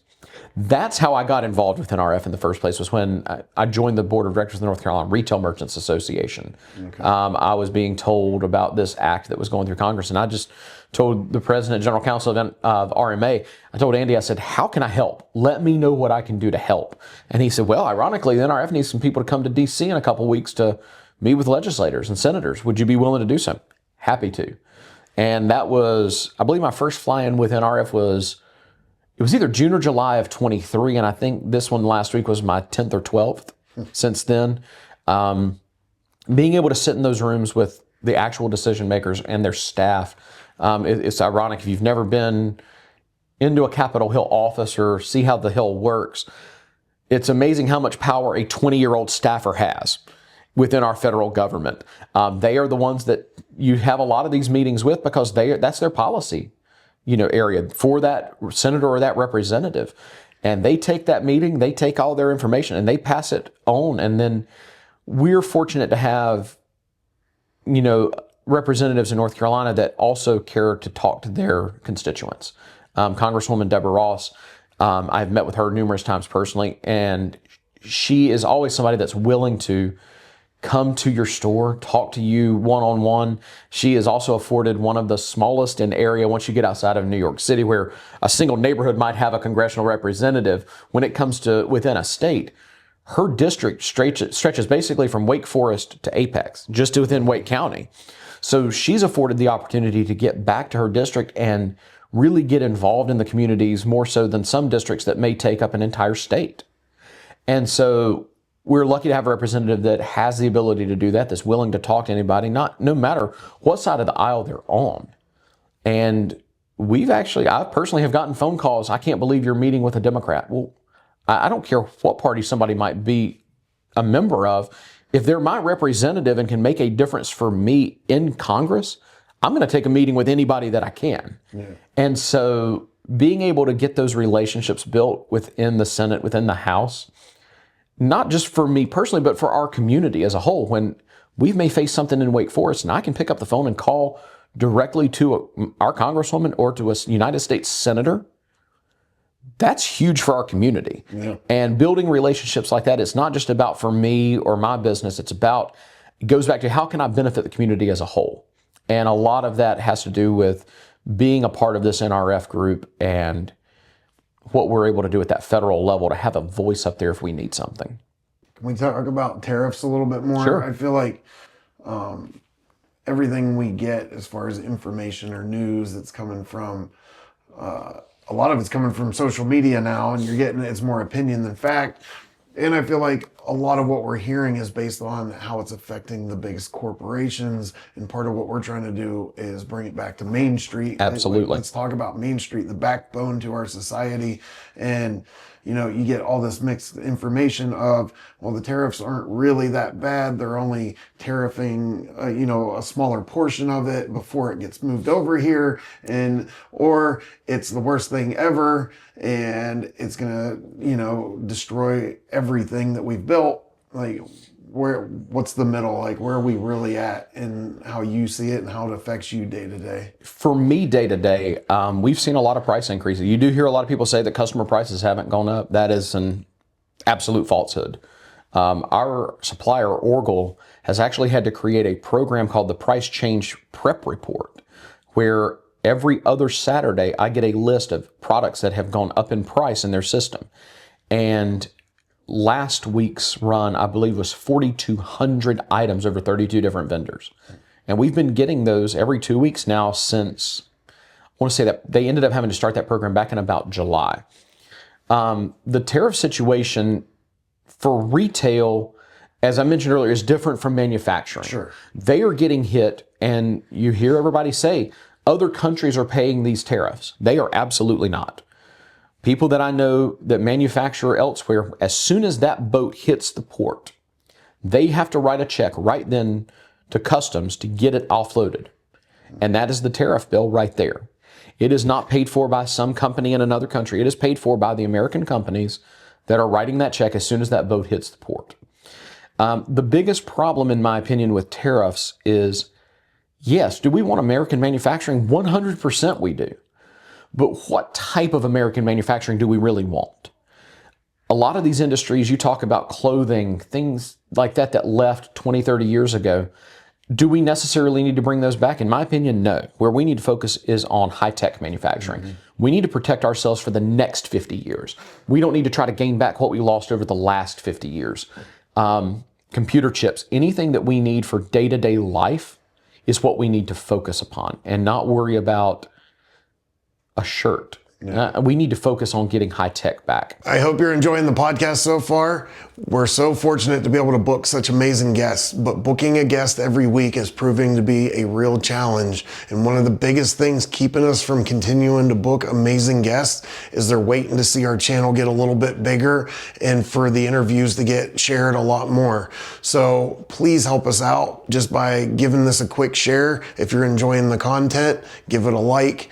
This will help it get this story out to a lot more people and help us to continue to book amazing guests so we can keep bringing this info and entertainment to you and doing the most we can with this opportunity we have. Thank you. Enjoy the rest of the interview. So what do you say when people say, well, for you, for example, Traeger's just being greedy and they're taking a bad situation and taking advantage of the small guys? That's not the situation at all.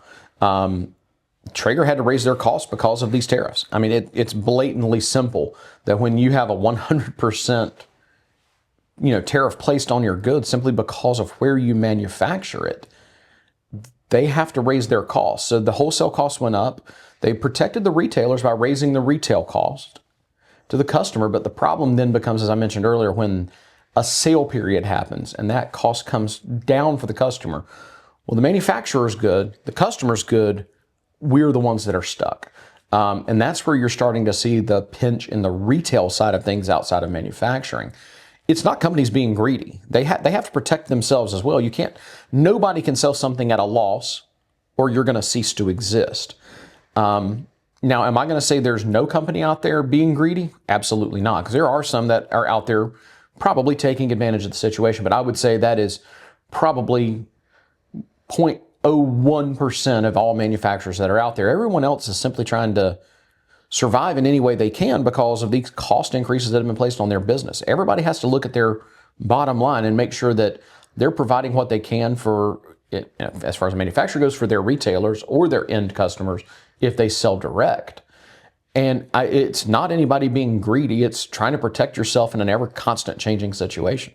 No.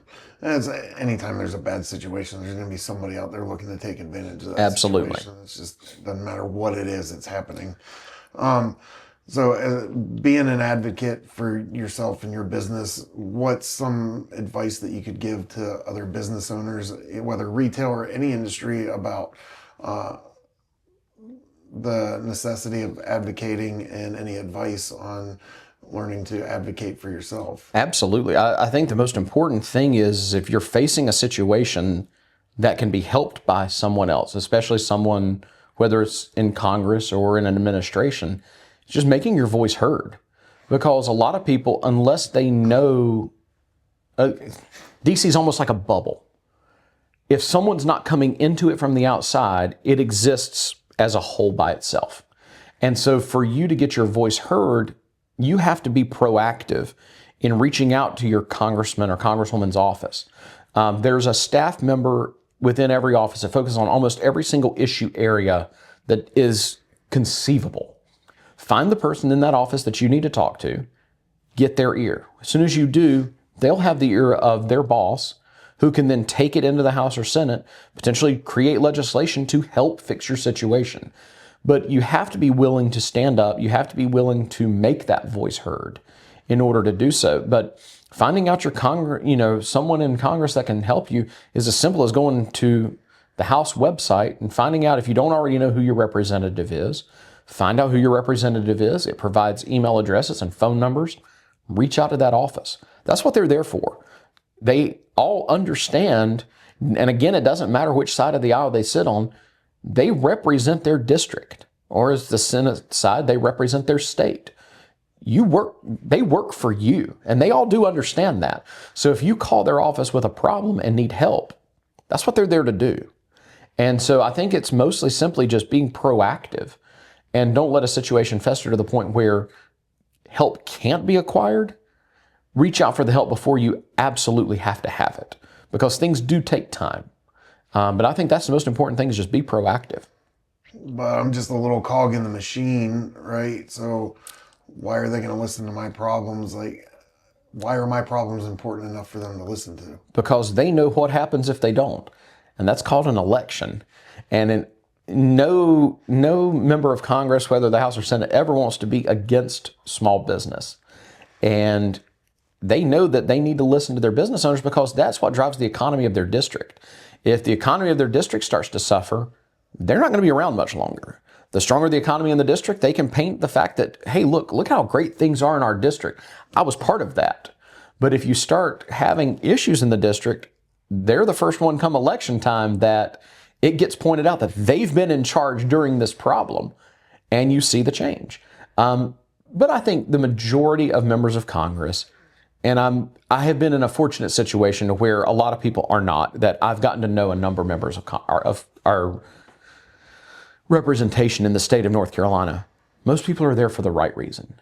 You do get some that are there for personal gain, and that's just a sad situation of all of it.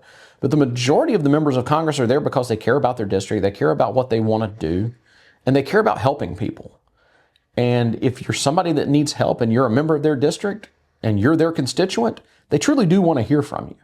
And that just simply goes back to the right people in office makes all the difference in the world. And that's why elections happen. But I'm making posts online, I'm airing my grievances, and I'm doing it a lot more. Why aren't they paying attention to that? And what's the difference between that and what you're doing? Because airing a grievance on social media is not really reaching to the source with anybody that can make a solution. It's about building that relationship with the office. When you speak to a staffer directly, or you speak to your member of Congress directly, and they can truly understand what your problem is. There's a lot of noise on social media nowadays. We see it every single day. And a lot of that doesn't hold the weight of reaching out and making the effort. I believe the effort is the biggest part of it. Anybody can sit behind a keyboard and type what they want to type. But if you take the time to call your office or send an email directly to a staffer about a specific problem, that's a lot different than just raising noise on social media. They're actually going to want to take more time to listen to that and try to address and help a problem any way they can.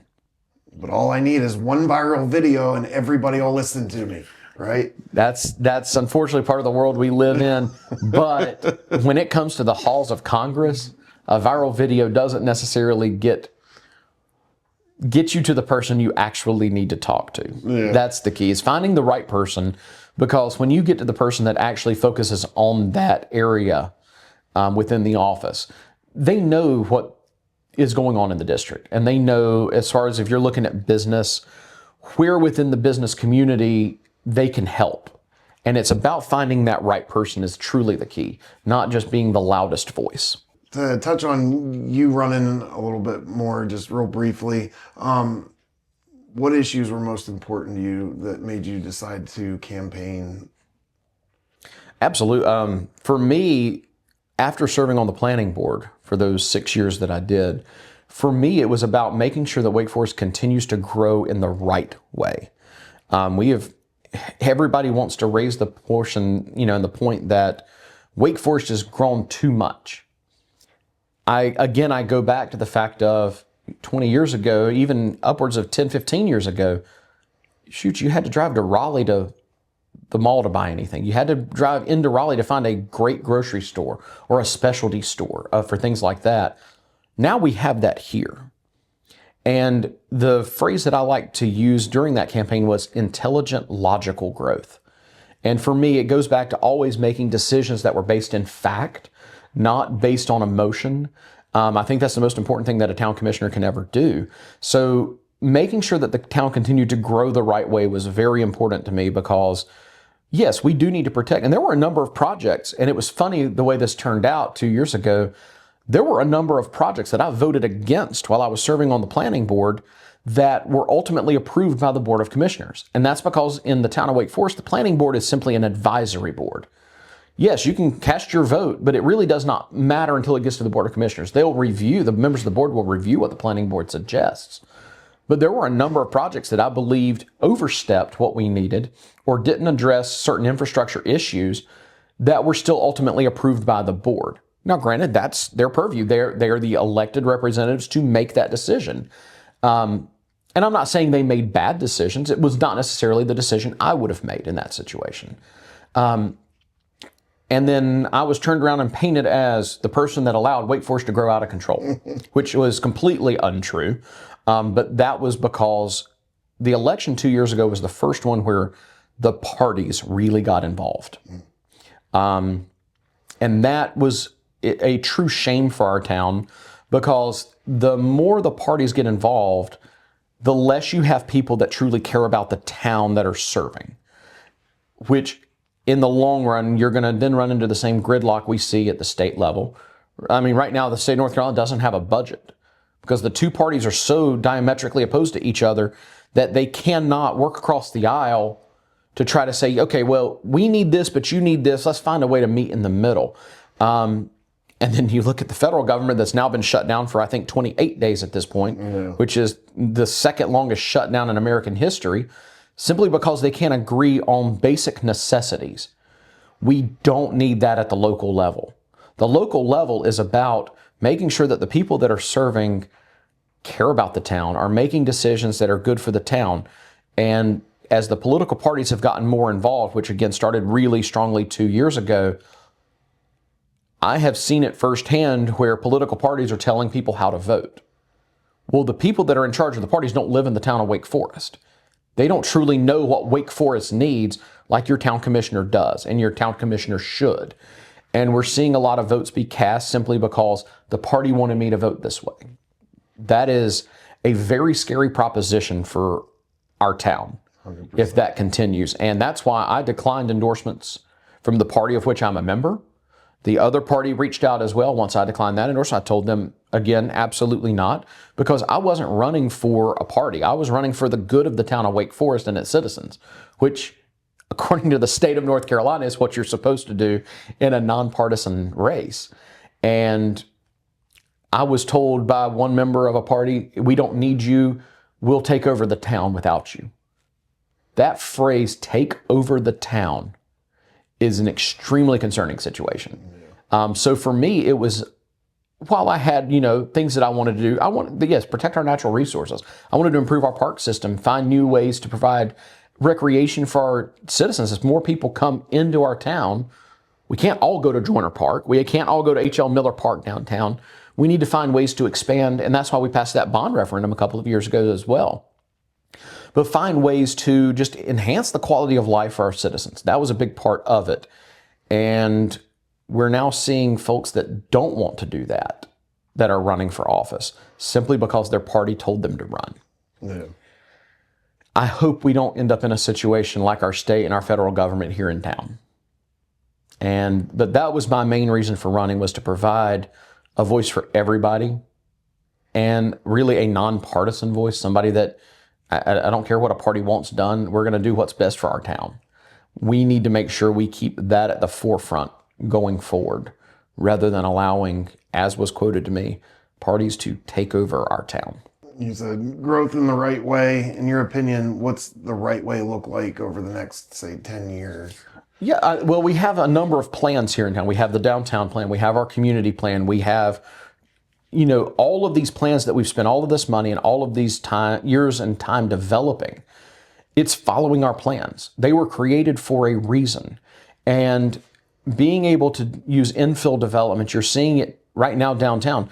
Yes, there are going to be some people that are upset that we have 4-story townhomes in downtown Wake Forest. But you know what? Those same people want to complain about traffic. Well, great. By using infill development to put these townhomes downtown, these are the people that are going to park their car and walk while they're downtown. Yeah, they're still going to need their car for some things, but for a lot of the time, they're not going to be using a car on our streets. So finding ways to manage growth and try to solve a problem with this is one of the better ways that we can grow this town. We spent a lot of time developing our community plan. And we go back to, sadly, just the consternation at the state level. We developed a new update to our UDO that was supposed to go into place this year. State government decided to step up and restrict us from being able to implement our new UDO. So trying to break that logjam at the state level, and we've got a couple of great state representatives. Our House member and our Senate member here in Wake Forest are of opposing parties, but are willing to work together for the best of Wake Forest, which is wonderful. That's what we're supposed to have. Focus on your district and what you need in your district. But being able to implement our new UDO would help with a lot of these things. And as a member of the planning board, I was, part of developing that UDO. I also served on the steering committee in 2014 when we developed the first Renaissance Plan update, which last year converted into our new downtown plan. Being able to plan for the future of Wake Forest is, I don't want to say a daunting task, but it is something that takes a lot of thought and a lot of foresight, because we don't want to eliminate what we've had for all these years. I know that better than really most people in town, being somebody that's in the historic downtown business district every day. We have to protect our small town feel. But I also don't want to be the guy that says, okay, this neighborhood's the last one. No, anybody else wants to come to Wake Forest, we're going to shut the gates. You can't do that. Yeah. And there are a lot of people that's what they want. But my favorite one was during the campaign, somebody came up to me and said, I can't believe you approved this new neighborhood. My question to them was, okay, well, what part of town do you live in? Well, I live in neighborhood A. When did you move to Wake Forest? When was your house built? Last year. Well, so you want to come in and take advantage of everything we have, our wonderful life in Wake Forest, but you don't want to allow anybody else in. That's not how it works. You have to be able to do it in the right way. And the plans that we've developed over the last 10 years, they are that roadmap. Making sure we follow that roadmap and eventually get our new UDO in place. That's how you properly grow a town. And that's what I wanted to do as a town commissioner, was to make sure we continued following those plans and those maps that we have spent so much time and effort putting in place, because that's what we need to do going forward. What's it mean to you to have a brick and mortar location in a town like this? Oh my goodness, it's everything. Being able to just be a part of, I like to say that our downtown's the heartbeat of Wake Forest, and because it is the cross of past and present. The buildings that we're all in have been here, some for over 100 years. Being that bridge between old Wake Forest and new Wake Forest is really special. For me, being able to have people come in, like we talked earlier, parents bringing their kids and say, when I was a kid, I came in here, I got my first Red Ryder BB gun in this store. Son, let me buy you one too. Being able to see that transition of Wake Forest is so much different than if we were just an online retailer or we existed somewhere on the outskirts of town. Being a part of that every day it's special. It's something never to be taken for granted. I think every business owner downtown would say that as well. You are a true fiber of the community of Wake Forest. And making sure, I go back to what I said a minute ago, making sure you protect that. How can we make sure that our downtown businesses survive and thrive is a big part. And I think we all do a really good job about not stepping on each other's toes, to where when you walk into one store and you go next door, it's going to be something completely different. We have a great variety of stores downtown, and I hope that we see more continue to open as other buildings are constructed downtown. You're going to see we go back to our plans that we have. There's what's called the Shopfront Overlay District throughout the majority of the historic downtown. So if a new building is constructed, the first floor has to be retail or restaurant. So it creates that thriving, walkable atmosphere as you walk throughout the downtown. That's a very, very big part of being the fabric and the fibers that weave Wake Forest's past and future together. And I think almost like we're like the crossroads of the town. And for us, that's literal, because we sit at the corner of White and Owen, which is the exact dead center of our downtown business district. But being able to see that change firsthand, day to day, and get to meet people when they walk in. We get a lot of the first-time residents, when they move to Wake Forest, they'll come downtown. One of the stores they'll come into is ours. Wow, this is great. We didn't know that Wake Forest had this. We just moved here. Welcome to town. Yeah. Let's talk about, what brought you here? Why did you move to Wake Forest? And it's always an answer to the effect of, Wake Forest is special. When we saw it, when we came here looking for homes, we went to Apex, we went to Kerr, we went to Holly Springs, but when we came to Wake Forest, it felt like home. I can't tell you how many times I've heard that phrase. Mm-hmm. Being able to be a part of that is just so special on a daily basis. What do you think the biggest pain point is for small businesses downtown that have a brick and mortar location right now? Right now, I think our biggest issue that we have is, a lot of people will tell you that it's parking. Yes, we could use we're going to get some more parking. As one of the projects downtown develops, we're going to get a parking deck built downtown. That is going to be tremendously helpful. But I think our biggest problem is a parking perception problem. When people go to a big box store, they'll park in the middle of a parking lot, walk in, then they have to walk another quarter of a mile to get to what they want in the store. But people don't understand that they could park at Town Hall and walk one block up to us, and you're still walking less than you are if you're parking at a big box store. Getting people to understand that, yes, you may not get that spot directly in front of our business, but if you park down the street and walk, half a block or a block, that's still less than if you're at the big box stores on the outsides of town. Being able to help people understand that, yes, we're accessible, when you may not understand or visually be able to perceive that we're accessible. I think that's one of our biggest things. One of the other things we've got is we do have some vacant buildings downtown. As we continue to grow, I think we're going to see those buildings fill up. The problem is we have a couple property owners that are just entrenched in, it's always been this way, it's always been one way, we don't want to change anything. I hope that we can continue educating property owners downtown that, yes, some different things may need to happen. It's okay to sell a building your family may have owned for the last 100 years if you're not going to do with it what's best for the community. Maybe it's time to let that go and find an owner that would take that building and honor your family's legacy in some way. Mm-hmm. I know there are a couple vacant buildings downtown that's been offered and turned down. I don't think any of us want to dishonor a family legacy by taking a building and turning it into something different. How do you bridge, again, it goes back to bridging that gap of past and present and future. Take one of these buildings, bring in a new business. Maybe that business calls itself XYZ to honor that family that owned it for all those years. Yeah. Finding people that are willing to invest in downtown, but protect the legacy of these families that have owned these properties for all these years, that could be the next turning point for downtown, because that's going to provide more businesses, more restaurants. We have wonderful restaurants downtown. We just need more of them because, I mean, shoot, you go over the falls, you might be waiting 45 minutes to an hour for a table on a Wednesday night at 6 o'clock. But you know what? When you get in, you're going to have one of the better meals you've ever had. It's just a matter of how do we find ways to add that elsewhere throughout our town. Yeah, that's been a common issue since I've moved here and became a business owner in the area and we touched on it a little bit last week. But again, we don't want to call anybody out or throw anybody under the bus. Not at all. One of those topics that's hard to get to the meat of, but there is a lot of unused square footage in those buildings downtown. There is. And it's a big issue. And the problem is I do see it from both sides. These families have owned these buildings for all these years. One of the more prominent buildings that I think we all know what we're at, that family's owned it for over 100 years. If you're not going to do something with it to honor your family's legacy, it's time to turn it over to somebody else that may be willing to do so.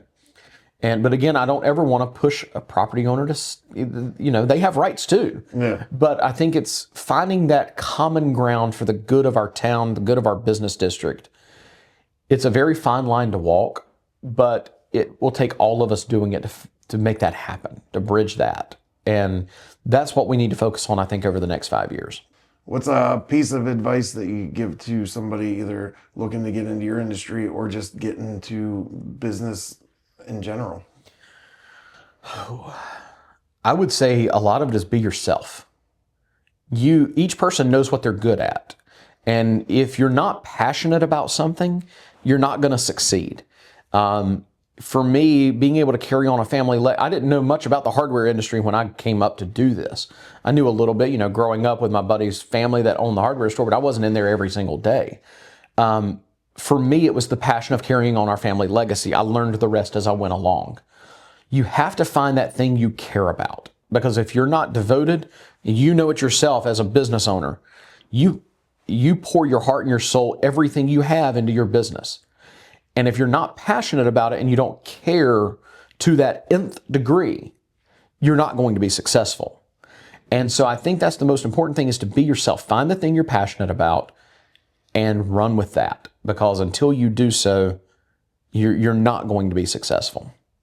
I like it. I want to try something a little different today that we haven't done. Okay. I want to do a few rapid fire questions to kind of wrap things up, because we've held you hostage long enough. Oh, it's been fun. I could talk to you for another 2 hours. It's just a wealth of information and knowledge and completely different perspectives. So I'm thoroughly enjoying it. This has been a lot of fun.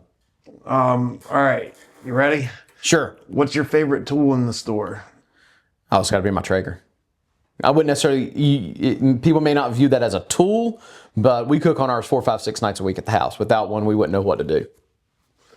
One under $20 item every home should own that you carry in the store. Phillips number 2 screwdriver. You can do almost anything with a Phillips number 2 screwdriver. Best grilling tip you've learned from customers? Oh, that's a good one. How to combine different rubs and sauces. We'll have people come in and say, have you, and I'm going to use the Lane's barbecue line as one. I would have never put the chili lime with the Spellbound rub if it hadn't been for one of our customers saying, have you ever put these two together? Nope. So what did we do? That was on a Monday. On Tuesday, we cooked pork tenderloin with chili lime and Spellbound together. And now I can't tell you how many times I do that at home. I'll have to try it. Favorite Wake Forest tradition? Community Christmas dinner. If you weren't running a hardware store today, what would you be doing? Probably political consulting. I could see that. Plug B&W Hardware website and socials. www.wakeforesthardware.com, and you can find us on all socials at BW Hardware. Where can people follow your journey and the store's community projects? Social media. We post up a lot of stuff to social media, but most importantly, just come by and talk to us. That's half the fun of it, is coming in the store, seeing what we've got, see what's new, and just get to talk to everybody. Is there anything else we're missing before we go into our closing? I don't think so. This has been a lot of fun. Yeah, I enjoyed it thoroughly. All right, the last one, the big question, and we end every episode like this because it started with my definition, changed how I run my businesses and my life in general, but now we're starting to see trends with how people run their businesses and their definitions. So, what's your definition of success? I think it goes back to being a part of the community. If you're a benefit to your community as a whole, then you're doing something right. It's about leaving that legacy for the future generation and your kids being happy with what you do and spending time with your family. I mean, Mary Catherine always talks about when she was little, she grew up sitting on the end of the counter on Saturday afternoons. Now look at Eleanor running the register on Saturdays. Being a part of it and just being happy. That's the biggest measure of success you can ever have, is just being happy with what you do. It's not about the money. It's not about any awards you get. It's not about any of that. It's about simply being happy with yourself and your life. That's success. Can't end it any better than that. So we appreciate your time. Absolutely, today. Thank Randy. you so much. So much fun.